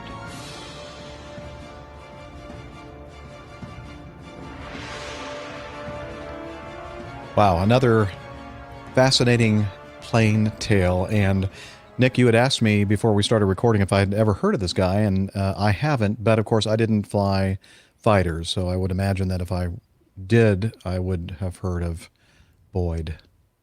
Well, I think you would need to do more than just fly fighters, because although I studied energy maneuver graphs and diagrams and the product of his mind were there available to us and in our tactics manuals, I had no idea who came up with the concept. So this was a new one to me, and I have to thank Walt and Ty. Now, I'm going to crucify Walt's surname. It's Salmanu, I think, but it's difficult spelling. Ty Tolman is a lot easier. Thank you, Ty, for having such a nice name. So, yeah, they came with a couple of suggestions, but both of them suggested that I read the Fighter Pilot Who Changed the Art of War, and people have really lauded Boyd as being amongst the top tacticians and the top military minds ever. Remember that amazing Chinese man who wrote about the theory of war? I think it's Sung Tao or something. Oh God, someone's going to crucify me for forgetting that. The Art of War. Have put him at that level, and I think there are people who would not agree with that, but there are certainly amongst those of his great followers who would, and it was an interesting task to write a plain tale about him, and I hope I've treated him fairly, because not everyone was happy to have such a maverick in the military. It's almost like he was a square peg in a round hole in the military. And even afterwards, although he carried on to advise some very influential people, he to his dying day, he has very, very hardline attitudes towards how aircraft should be built, how we should go about combat, and he expanded that into the whole theory of warfare. So it was interesting thing. He, for example, suggested that the project that eventually became the F-15 shouldn't have a radar. And I'm going, really? That's one of its strengths, isn't it? It's radar. Well, exactly. And he said, no, it's too big, it's too heavy, and we should be going for a lightweight, much more maneuverable option. And I'm thinking there's a lot of Eagle drivers out there who are saying, well, actually, the radar is one of the things that gives us our enormous tactical advantage. But there are other people who might point at the next generation, the latest generation of fighters, for example, the F-35, who say this vastly complex and expensive piece of kit, proves part of what Boyd was saying. So does the F-16 and the A-10. I mean, both great examples of, inexpensive. I mean, relatively speaking. Right. Yeah, and small, lightweight, for the most part. Not and big, gargantuan things, and they do, they're great for what their mission is. Absolutely. And then you look at things like the Spirit, which is an amazing airplane, but you can only afford a few of them. They're just hugely complex, and they just soak up the money you have. Is it better to have something more numerous that's cheaper, or just a few things that are incredibly expensive and so valuable you don't really want to fly them? It's not surprising to me that some of the names that you mentioned who said some not nice things about Colonel Boyd, and I know of them and their reputations, and it's not a surprise at all that they would look at somebody like Colonel Boyd as unfavorably as they did. But many of us, especially those of us who ended up getting out and didn't make a career of it, were the kind of people that looked to people like Colonel Boyd as the true leaders. Yeah, very, very interesting. And they think one of the main reasons he only rose to the rank of colonel was because he managed to tread on too many toes, exactly right, on the way. He was not a yes man, and he hated people that were. And the budget-based procurement system is just a mess. It is just. I have so many stories that I could tell you that would you just shake your head and go, really? And you know what? It's still that way, and probably will be forever. Procurement. Yeah, that sounds like it would be difficult to deal with. Yeah. Very interesting. Very interesting. Yeah. But, very fascinating. Glad to have learned about Colonel Boyd. Yeah, thanks very much indeed. I took a lot away from that as well. So thanks very much to Walt and Ty. Teaching yourself calculus. Wow. That's obviously a very smart man. Yeah, I heard that, and I was like, ugh, no. Yes, I don't love math, and that was... Yeah. Very much, is it didactic? Is that the right word? Didactic education? Oh, didactic memories. Yeah. Well, no, it's self-taught. Oh, self-taught. Oh, self-taught. Okay. Yeah. Is that the word? A self-taught man, and he spent a lot of his life learning and reading, and he educated himself. Yeah, and a great deal of the concepts he had came from all inside his own mind. Autodidactic. There you go. Thank you. That's it. Brilliant. Okay. Anyway, it's getting on a bit for me, and I have you should go to bed. I have a photo shoot tomorrow, and then I have a game of bowls in the evening and a barbecue. So that'll be Well, nice. I think you should go and get some like sleep, sir. A full day. Brilliant. Thank you very much. Enjoy the rest of the show, and I'll catch you next week. All right. Great having you, Nick. Good Take night. care. Cheers. Bye. Clear skies. All right. With that, Steph, I think that we can. Looks like my recorder is continuing to hang in there. Recording. So it is still recording. No more error messages. And obviously the browser is still going. Just a while longer. Yeah. We're nearly there. We're almost there. And I think we should continue. I don't know. Did you see this, Steph? This is pretty remarkable. I did. A Saudi man accidentally bought 2 Airbus A350-1000s while searching for scale models of the type. The man, an investor in the energy sector, so obviously a pretty rich man, was searching for a birthday gift for his son, who is a big fan of aviation. The man says he called Airbus for the model planes, but his lack of English made communication difficult. They asked so many questions about interior and exterior. I just thought they make very accurate scale models. The price tag of roughly 329 million pounds, or euros, I guess. Is that a euro or a pound sign right there? Hold on. I moved to the wrong... That is a euro sign. Okay, 329 million euros. Did not seem to bother the man. I got lost in currency conversions. I thought it was a bit expensive, but still reasonable. The man paid with his American Express. Right. And a few months later, Airbus He's got called. one of those black cards, right? That really special American Express card. Yes. Just put it on the Amex. It's very fine. high credit line. Yes. The man paid with his American Express. And a few months later, Airbus called to tell him that the planes are ready for delivery. And they asked me, who will fly it? I thought it was a joke. The Saudi man decided to keep one of the planes and gifted the other one to his cousin. Oh, very generous of him. Yeah. Now, of course, you probably have suspected that this is not an accurate article that Gus sent us. Gus sent us from Argentina. Sent us a link to this. He says, this morning I got a suspiciously funny news article about a Saudi man who accidentally bought 2 Airbus A350s for his son. Doing some quick research, I discovered where this article came from, and it is from a website called Thin Air Today. Very funny stuff. I hope you can share some of the articles with the community, but probably there are some APG members that may have already seen it. And anyways, it's changing subjects. I'm almost finishing my commercial pilot training. Woo-hoo. So, yeah, I'll be joining the club very soon at the age of 42. Such a young man. Mm-hmm. Cheers from the southern part of America.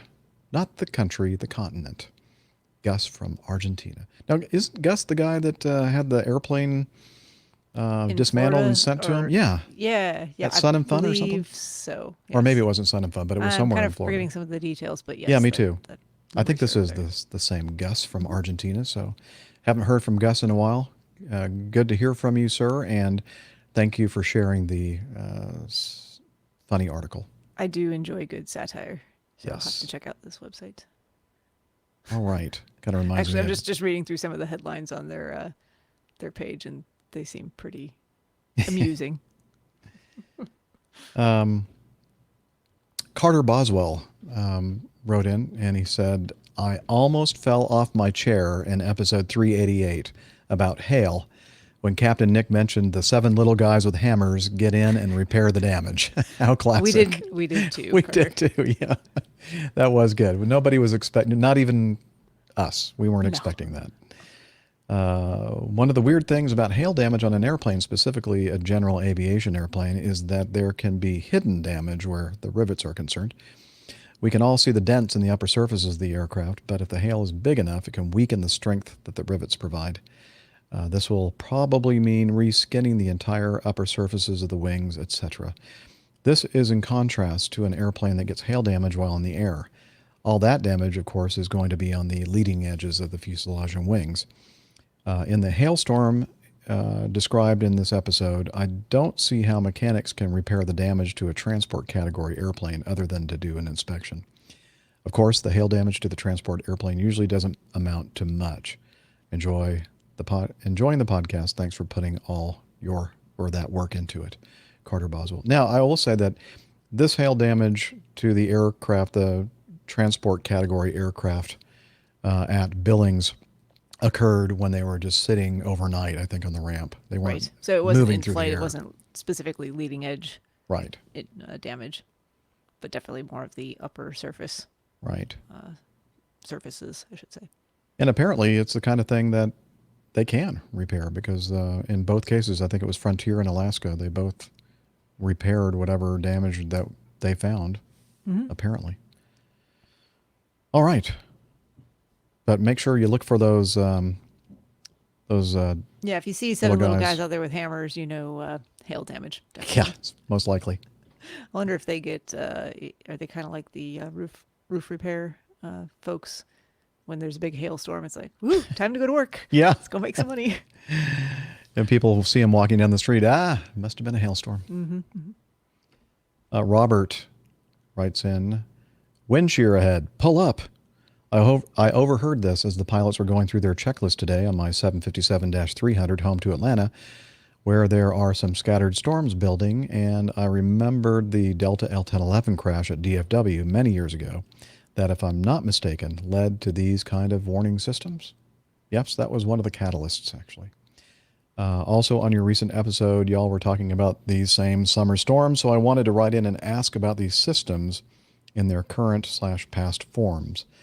On the planes you all fly, have you seen them in action, or if not, what kind of conditions would they be triggered in? Also, have they been updated lately, or do you feel confident that possibly older technology is solid for what it needs to do? Thanks as always, and maybe we'll cross paths soon. Robert in Mayetta. Yeah, that Delta L1011 crash was one of the big catalysts for wind shear warning and reactionary systems on board airplanes. And most airplanes have reactive wind shear systems installed. I think it's probably a requirement. I mean, transport category airplanes. Not sure about the corporate world, and I'm sure not GA because Definitely these are expensive systems. It does not exist on any GA aircraft that I'm aware of. So. Then the Mad Dog has both a reactive wind shear system and a predictive wind shear system. And the predictive wind shear system is basically a enhanced radar mode where it scans and looks for signatures and steep gradients for precipitation that could possibly be in the path of the airplane that could possibly... So what's the difference in the warning that you get? Because presumably you get different warnings for predictive versus... Predictive would be reactive. like wind shear ahead. But if you get a wind shear, a 3, you have to hear all 3 of those in a row. With some other warning lights that are flashing and red lights, and then you'll see some guidance. Your flight director your flight director system goes into the wind shear avoidance maneuver or escape mode and starts giving you inputs. And that's one of the things that the pilot monitoring looks for when the wind shear system is activated, and he'll or she will say you have guidance, and then you can go to looking at the pitch bar and basically it's going to roll you wings level, so the lateral is not going to really give you information. It's just that pitch bar that you're looking for, and that will keep you on the edge of your performance to escape the wind shear. But now the the MD90 at Acme does not have the predictive system. It just has the reactive. Okay. And I'm not sure how many airplanes out there have both predictive and reactive systems, but I think all the transport category airplanes, I think, are required to have the reactive wind shear systems. And in terms of go arounds for wind shear, if you get the 3 wind shear, a warning, definitely going around in those cases. Oh yeah, required. Oh yeah, and in fact, anytime. How about the predictive one though? Because there's the predictive no. No. Okay. Well, there's some conditions that Gotcha. It's like too hard to go into all the details about exactly this is when you do this and that and this, but the airports themselves, a lot of the airports have low level wind shear alert systems, LWAS I think they call it, that have basically towers positioned around the perimeter of the airport. And that are constantly looking at wind speeds, wind directions, and then comparing them with all the other sensors. And if they get like a pretty significant disparity in the wind direction and or wind speeds, then they'll issue a low, a low level wind shear alert. And anytime you get one of those kind of low level wind shear alerts, you are required to go around. Do you get a display or readout of what the actual gain or loss? No. That will be something that the controller advises. You'll say, low level wind shear alert. And I don't know the exact verbiage, but they'll usually say, 20 knot loss or whatever. They'll give you some of those key parameters. So yeah, there are a lot of. Of course, the Delta L1011 was not the first to experience a tragedy when it came to wind shear. In fact, I still remember. When I was a young person, must have been about 13 years old, the people that lived across the street from us in Mobile, he was a Coast Guard pilot, but he was a passenger on board, I believe it was an Eastern Airline 727, landing at the time was called, what was it? The airport before they changed the name to John F. Kennedy. Anyway, it was before they changed it to John F. Kennedy. Now all of a sudden I can't think of the darn name. Someone in the chat room will. Yeah, somebody in the chat room will.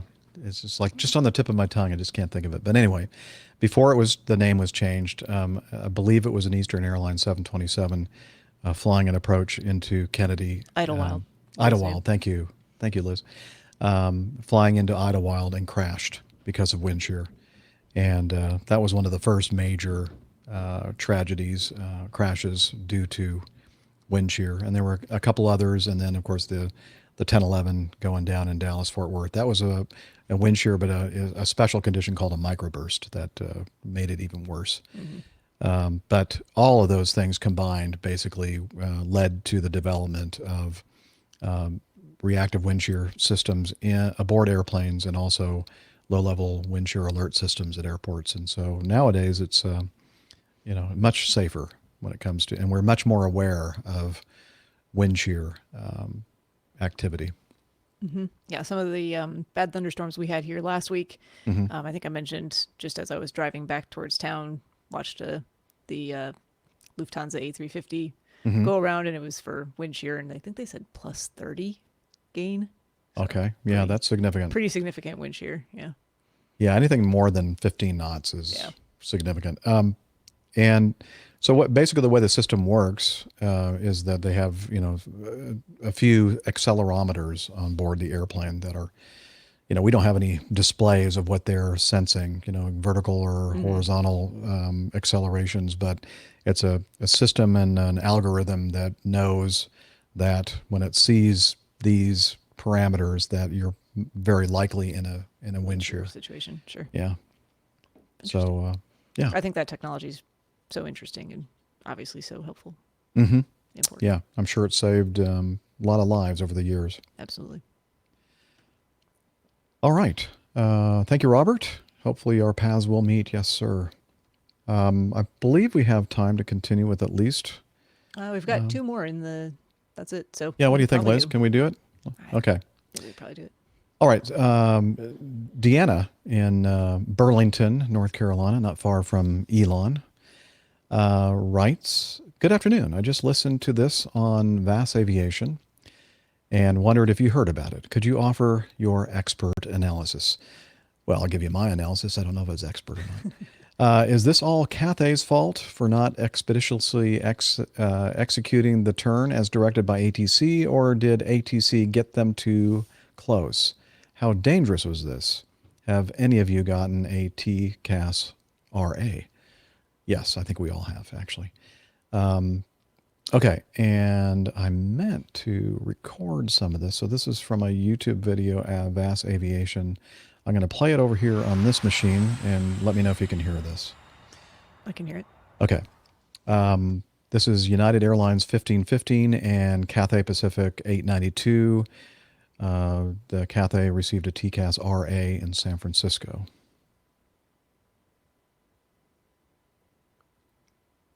Now I don't hear anything. I don't hear Cathay anything. 892 Heavy, reduce speed of 180, turn left heading 010. Left heading 010, speed 180, Cathay 892. 391, reduce speed of 180. Slow to 180, United 391. Air Canada 566, turn left heading 100. 100, Air Canada 566. At 391, the King Air staggered behind you. He's for the parallel runway. He has you in sight. He's following you. At the bridge, contact census to tower to 025. All right, tower at bridge, and we'll try to keep a lookout for him, United 391. Okay, I should pause this and let you know what, give you a little bit of a setup here. This was going into San Francisco International Airport. They were operating on the parallel west runways. I believe it's 28. Let me look at my notes here. Runway, yeah, 28, I believe. Yeah, 28 left and 28 right, which is a very common setup for arrivals into San Francisco International. And if there are visual meteorological conditions, VMC, they run very closely spaced parallel visual approaches to these runways. Because the runways are still pretty close to each other, they require a special procedure. So let's go back to the video and hear some more ATC and pilot interaction. Cat 92 Heavy, verify your turn. Yeah, what's the heading again? Make a sharp turn heading 330. Sharp turn. 330, Cathay 892. Verify your turning? Okay, so Cathay is on the getting set up for the approach to 28 left on the left side, and coming in from more northerly direction, northeasterly direction, being set up for the 28 right is the United 1515.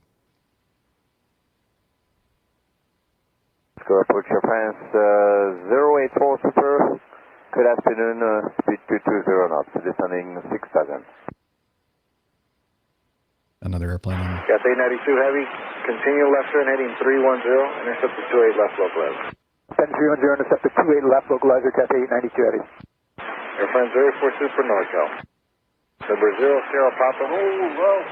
Are you doing air work over Half Moon Bay Airport or San Francisco?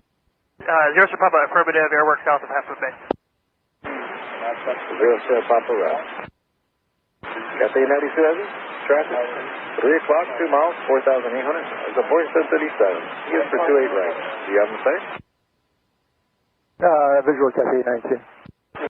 Okay, you asked him if he had him in sight, and he said visual. So in other words, yes, we see him. Cathay 92 Heavy, maintain visual separation, descend and maintain 3,000. Let's say again, please, Cathay 92.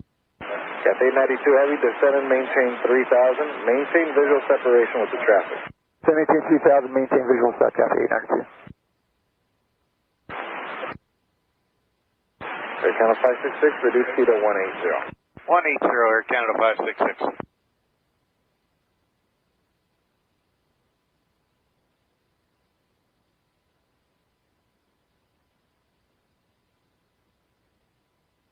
Air France 084 Super, turn left heading 090. Turn left heading 090, Air France 084 Super. Number 0 Sierra Papa, NorCal 133.905. 133.905, 0 Sierra Papa.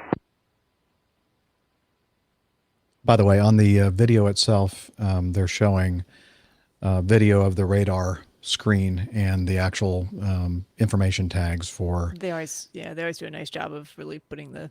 So you can kind of see how this together. whole thing is kind of being set up. At one point, when there was some silence, it said there was a 400-foot separation between Cathay and United, and about 2 or 3 mile separation.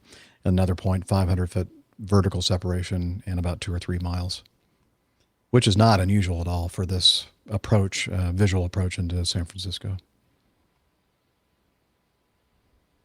United 1515, the Heavy was late in their turn. They've got you in sight now. They're going to slow to follow you inbound. Maintain 180 out to greater now to the brace.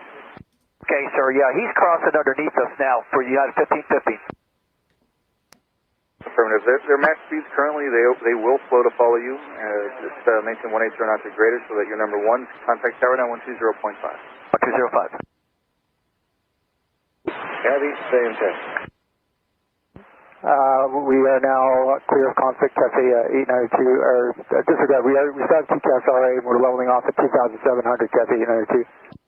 Cafe 892 Heavy, do you want to proceed inbound with a visual approach? You're going to follow the traffic, he is ahead. We can continue visual at Cafe 892. Cafe 892 Heavy, reduce to your slowest practical as soon as possible, maintain the separation, follow the traffic, he's for the right, you are cleared, visual approach will make 28 left. Continue on a visual for 28 left, Cafe 892. Airframe 084, super, turn left heading 020, descend and maintain 5,000. Heading 020 and down 5,000, airframe 084, super. At 892 Heavy, if you need an S-turn to stay behind the traffic, that is approved. Do not overtake, contact San Francisco Tower, 0.5. Confirm we're close to the left for 2 left, Cafe 892. Yes. All right, United 1515. 1515 San Francisco Tower, wind 270 at 20, make 28 right to the left. Okay, sir, where's that aircraft behind us? Because I'm told I got an RA here to climb. And United 1515, it's a heavy Airbus 350 off your left-hand side, only 28 left. They're currently at 2,000 feet. Okay, how far behind me is he? He's right off your left lane, maybe 830. All right. Cafe 92 Heavy, approach clear is canceled. Fly heading 260, climb and maintain 4,000. Heading 260, climb, maintain 4,000, Cafe 892. 1515, the Heavy is breaking out of the approach. United 1515. Okay, so United 1515 landed safely on 28 right. Cathay 892 was vectored around for another approach. So the whole thing was set up. Basically, the Cathay flight didn't turn to the heading that they were assigned initially. They must have rolled out on a heading that was not what ATC requested. And you'll remember that they said, "Are you in the turn?" And then he said, "Yeah, we're in the turn." And he said, "Okay, give me a sharp," something like a terminology he uses, like make it a sharp turn. Mm-hmm. In other words, you're encroaching upon the flight path of these airplanes on the other side. And so as soon as you, and it used to say, I looked in my charts for San Francisco International. It's been a few years since I've flown in there. I thought it used to say somewhere that in our, maybe it was our company guidance, that if you're cleared for a visual approach, you say you have visual contact with the airplane that's on the other runway at San Francisco, you are required to stay behind that aircraft. You have to maintain. You can't overtake. Yeah, he even said it. Do not overtake. Yeah. He didn't read that back, and maybe he didn't quite understand what they are required to do. And one thing I did note in looking at the Acme company pages is the fact that when we fly into San Francisco for the 28 left, 28 right visual approaches, actually not even when they're visual approaches, anytime it says during VMC, runways 28 left, right, parallel operations, crews must select TCAS TA only mode when cleared for the approach. What that does with the TCAS is if you're in TA only, that just gives you traffic alerts for aircraft that are close to you, but it will not give you a resolution advisory. Mm-hmm. So perhaps these two companies don't have this note. I mean, we said, our information says we must select TCAS TA only, I guess, to prevent these kind of situations. Sure, because it sounds like you could reasonably expect to be close enough to other traffic on the approach. Right. Gosh, off the top of my head, I don't know how. The runways are not very far apart. So no, they're not. You're They're not going to have within a lot 2,500 of feet. lateral separation. No. And so you could be certainly close enough together that you're going to get a resolution advisory. Yes. And that's not good to have that happening on every No. aircraft that's approaching the airport under these visual conditions. I will say that TCAS, the latest versions of the TCAS software have gotten pretty darn good, but this is really pushing these systems when you're this close. Yes. So again, my company only, Acme, the only one I can speak for, does tell us to go to TA only to prevent this kind of a situation. Also, in the Aeronautical Information Manual, 4-4-14, item B, quote, a pilot's acceptance of instructions to follow another aircraft or provide visual separation from it is an acknowledgement that the pilot will maneuver the aircraft as necessary to avoid the other aircraft or to maintain in-trail separation. So, I'm not sure that the crew of Cathay knows this or knew it or what was going on there, but it seemed like they were kind of confused about a lot of Yeah, it different didn't sound like they things. were really 100% certain that they were doing what they were supposed to be doing. There was a lot of, appropriate questioning, I think, or at least when they were reading back instructions, you could hear some of the uncertainty in their voice. And I think it was a prudent decision by that controller to cancel the approach clearance and have them go back around for another try at it. I agree. And you could tell United next to them was getting a little concerned about where they might be trying to go appropriately. So you can't exactly see this other airplane. This thing is yelling at you to my side, and it's telling me they're right there. Climb. Where It's like, what? Guy? But I'm on the approach. Yeah. Yeah, it's definitely one of those, sucking the cushion. Yes. So yeah, it was resolved finally by air traffic control and said, okay, let's go and try this again. Have another whack at it. I would say, to answer Deanna, yes, I think this was Cathay's fault for not expeditiously executing the turn, the original turn from ATC. And did ATC get them too close? No, because it wasn't ATC's responsibility from that point. As soon as they said we have a visual. And how dangerous was this? Well, it was getting close to being dangerous. And have I ever gotten a TCAS RA? Yes, I have, a few times. And it's a lot of times you can kind of see it being, kind of being set up. You'll see somebody like climbing out at a very high rate, even though it's they have received a clearance to. No. Yeah. Uh-oh. Same thing as before. Okay. Even though that they've received a clearance to level off at an altitude that's below where you are. Sometimes it happens going into Atlanta when you're coming in on a downwind and it's cold and the performance of the airplanes is pretty high and they're cleared to an altitude, let's say 10,000 feet, and we're coming in at 12, and sometimes they'll even let you down to about 11,000 feet, and they and you just can tell, okay, this is going to be a challenge for the TCAS system, because the TCAS doesn't know what what was given to them, that they intend to level off at 10,000 feet, and but we do, so you kind of become aware of situations or you might be in a situation yourself when you're climbing out at a very high rate. You see another airplane coming in and they're at a certain altitude, and you just know this is going to be potentially one of those situations that's going to set the TCAS into the resolution advisory mode. And so in that case, what I'll do, I'll take it out of VNAV and I'll go to vertical speed or just turn everything off and just manually fly the airplane and lower my rate of climb so I don't set off somebody's TCAS RA. Yes. I wish a lot more people would do that, but it's kind of the equivalent of like if you're driving on the highway and someone is trying to merge in, and the people who don't, if they have the opportunity to move over or adjust their speed a little bit, and they just don't, they just keep driving like this. Right. And you're going, none of this is my responsibility. I'm like, you could have made that so much easier for the poor person who's trying to merge into traffic with you. Right. It's the same idea. It's like sometimes people just don't look much ahead of them. No. And see things that are kind of look at the whole happening in picture. front That of them. situational awareness stuff we talk a lot about. It's A lot of people have NASA, NA on SA, right? NA on SA. I like it. Not applicable or situational awareness. Yeah, situational awareness. You know what? I know we're probably over the 3-hour mark, but you know what? That's okay because I want to. Yeah. I definitely want to get this next one in. Do you want to read this stuff and I'll get the picture? Would be happy to. Sure. Okay. This is from Alex. It says, "Dubious friend becomes student pilot." This is Alex from Central Oklahoma. A quick update. I have passed my private pilot check ride and I am finally a certificated private pilot. Woohoo! Yay! Applause.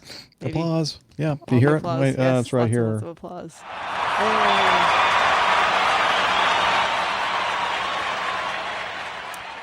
He says, "It took just about a year of flying after work and on the weekends, but it was one of the most fulfilling processes in my life. Throughout this process, my best friend of over 20 years, and I am only 35, was very concerned about the safety of general aviation. I assured him that the pilots are very cautious people and we take safety very seriously.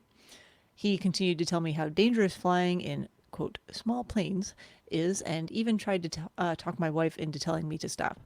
After I received my certificate, he was my second passenger, after my wife. In straight and level flight on a calm day, I let him take the controls and make a couple of gentle turns. Fast forward a few weeks, and he's logged roughly 5 hours with an instructor and is contemplating switching careers to become a professional pilot, and his Redbird simulator will be delivered to his house in a few days. Wow, he's kind of gone all in there, hasn't he? Yes. Funny how that works, huh? Uh-huh. Uh-huh. As a side note, my father, now in his 70s, was a multi-engine instrument-rated pilot and was my inspiration to get my certificate. I've attached a picture from sometime in the 80s where he's holding me in front of his plane. I cherish this picture and am excited to say that I will be taking him up for the first time this weekend. We'll be departing from the FBO which he built and managed in the 70s. Clear skies, Alex." Wow, is that awesome? There's the photo if you're watching the video of Alex being held by his father. And that's funny. I love this story. That's like, I know. These are unsafe. Like, unsafe. Don't do it. Don't do it. Don't do it. Takes like one taste of it. And all right, now I got to get an instructor and buy that Redbird simulator. Yeah. That's awesome. I don't even know how much those cost. That's really That can't be cheap. Those are nice simulators. No, aren't they? they're really nice simulators. Wow. Very cool. Thanks for sharing that, Alex. That's a great story. Picture too. That's wonderful. Mm-hmm. Very 80s there. Yeah. Lots of family photos that look exactly like that. Yeah. Minus wearing the airplane. Wearing the same kind of clothing. Yeah, we don't have any airplanes in ours. Yeah, but same clothing for sure. Yeah. Same photo quality. Oh, all right. Well, we did it, Steph. We got through it. We made it. it. Liz is going to be so proud of us. And thank you, everyone, for hanging in there with us on this episode 389, especially those of you in our live chat room, our live audience. If you want to hang out with us and watch the show being recorded live and what a train wreck it can be. Because if you're just listening, this was very smooth, seamless. Yeah. You didn't notice any glitches. Pauses, gaps, glitches, technical issues, late starts. If you want to know the truth, just go to the YouTube channel and watch the raw recordings. And anywho, so if you want to be advised when we are recording live and join the great group of people that always show up, or a lot of them show up every week, please follow us on the social medias. And Steph's going to tell you how you can do that. I am. You can head over to twitter.com and search for us using the handle @APGcrew. We're all there, and you can find our individual Twitter information if you just want to chat to one of us at the top of that page. Lots of good one-on-one interaction there, interaction with some of the other community members and folks who are a little more prominent on the social medias themselves. And if Twitter's not your thing, head over to facebook.com/airlinepilotguy. You can find all kinds of folks interacting there with us and with each other and sharing news stories, happenings from around the world of aviation, and general camaraderie. We also have an Instagram page @airlinepilotguy. I think I'm the only one that very occasionally posts stuff there, but I've got some more trips coming up, so hopefully I'll have some more pictures to share there for you as well. And if you are more interested in the meetup and event planning side of things, I'm going to turn it over to Hillel to discuss that. Hillel? Yes, Hillel will tell us about Slack. APG listeners, please join us on our Slack team. Slack is a communication, coordination, and sharing platform that works on your mobile, laptop, or browser. On Slack, we share news and ideas, we suggest episode and Plain Tales topics, we plan events and meetups. To get into the Slack team, please email me at slack@airlinepilotguy.com. That's SLACK Sierra Lima Alpha Charlie Kilo at airlinepilotguy.com, or send me a tweet with your preferred email address to @Hillel, and I'll send you an invitation. That's Hillel, spelled Hotel India 11 Echo 1, and see you in Slack. Darn, I wasn't able to get to the sound clips fast enough. But again, thank you, Hillel, for managing that, and send him an email or text, and he'll get you set up on Slack. And if you don't hear from him for a little bit of time, I know he is out of the country with somewhat limited access. So he's definitely not hiding in the bathroom today. No, he's out of town, so he's not with me in the bathroom, or with himself in the bathroom. Yes. And also a big round of applause and thank you to our producer Liz in Toronto. Thank you, Liz, enjoying her fresh peaches, apparently. And thank you for all you do, and thank you, listener, for listening to the show, downloading it, reviewing it, and all of that. You guys are the reason why we do this, and we love you. And until next time, wishing you clear skies, unlimited visibility, and tailwinds. Take care, and God bless. Cheers, y'all. Ta-da! Yay! Got another notification. Tonight? No, that's not happening. Wow, they're really looking for some pilots, aren't they? Holiday weekend? I guess that's part of it, maybe.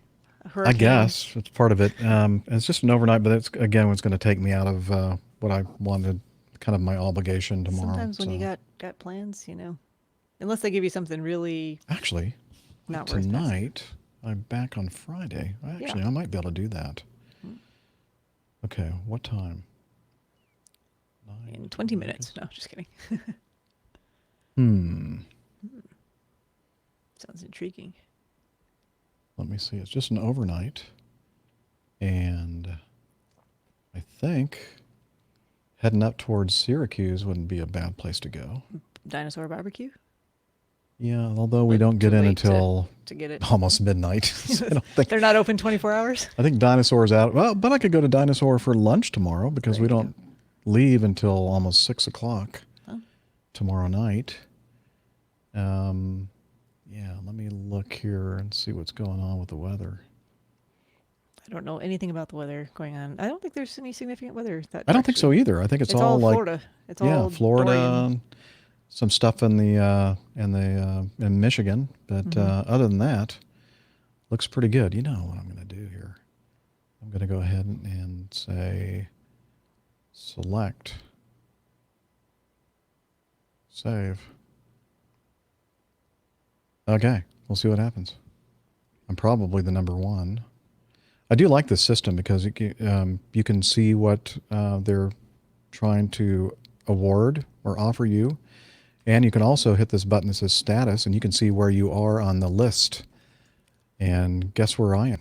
Number one. Yep. So that means that I'm going to fly this trip. So with that. So now you got to go to work. Yeah, I'm going to have to get my uniform ready and pack a quick bag and do some other things, and make sure I take my computer with me with the recording of the show and start working on editing. And I'll be back tomorrow night, and that means I'll be home for the weekend. So it's going to work out perfectly, I think. I like it when what is Talons Douglas really supposed to be? Take care, God bless, right? Yeah, take care, God bless. That's Talons Douglas. So what was it? The YouTube will put in captions. Yeah. But it just does it automatically. It's not, no one's sitting there like actually captioning it. It's just voice recognition. It's what it thinks it hears. That's what it thinks it hears. Or at least it did on one occasion. And someone got a screenshot of it, and it was very funny. Yeah, along with some other screenshots that are some that hilarious. Were not family friendly. Yeah, we can't really say what it thought we were saying. We were definitely not saying that. We were not saying those things. That is for true.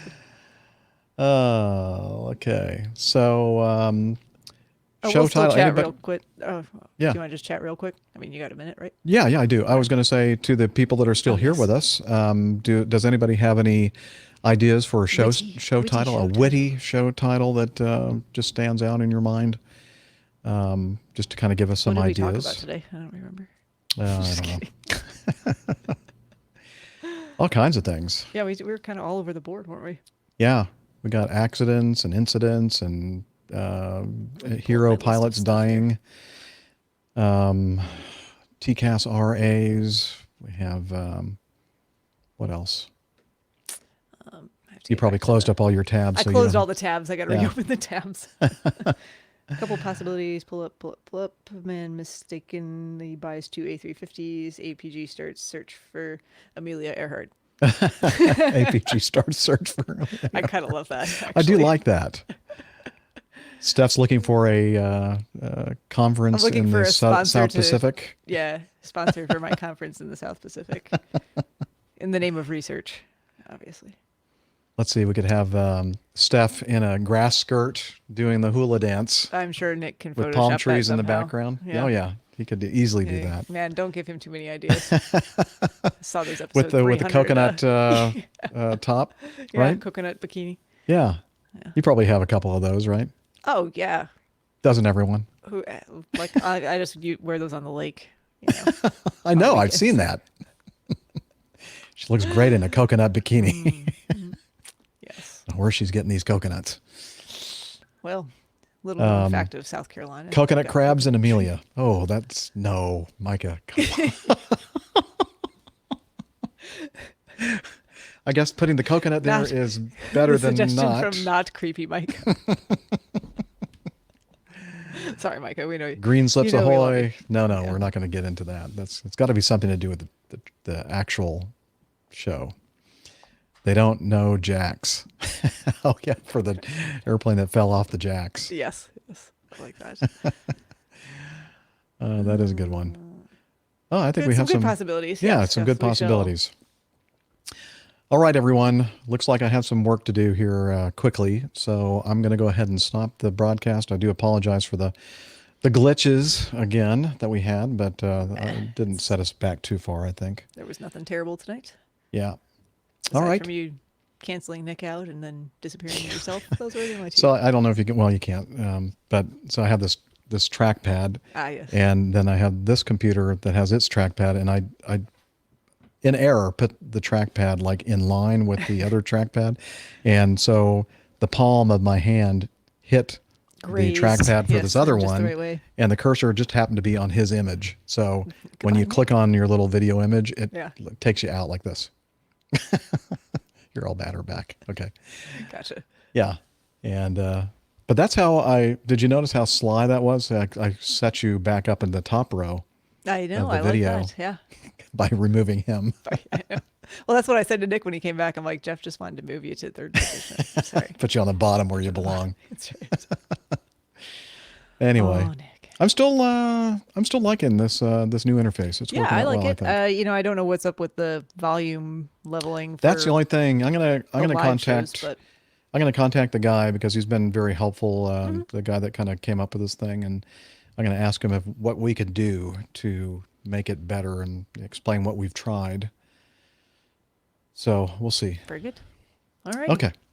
All right. With that, I'm going to go ahead and end the broadcast. Thanks for the great ideas, everyone. And we'll see you next week.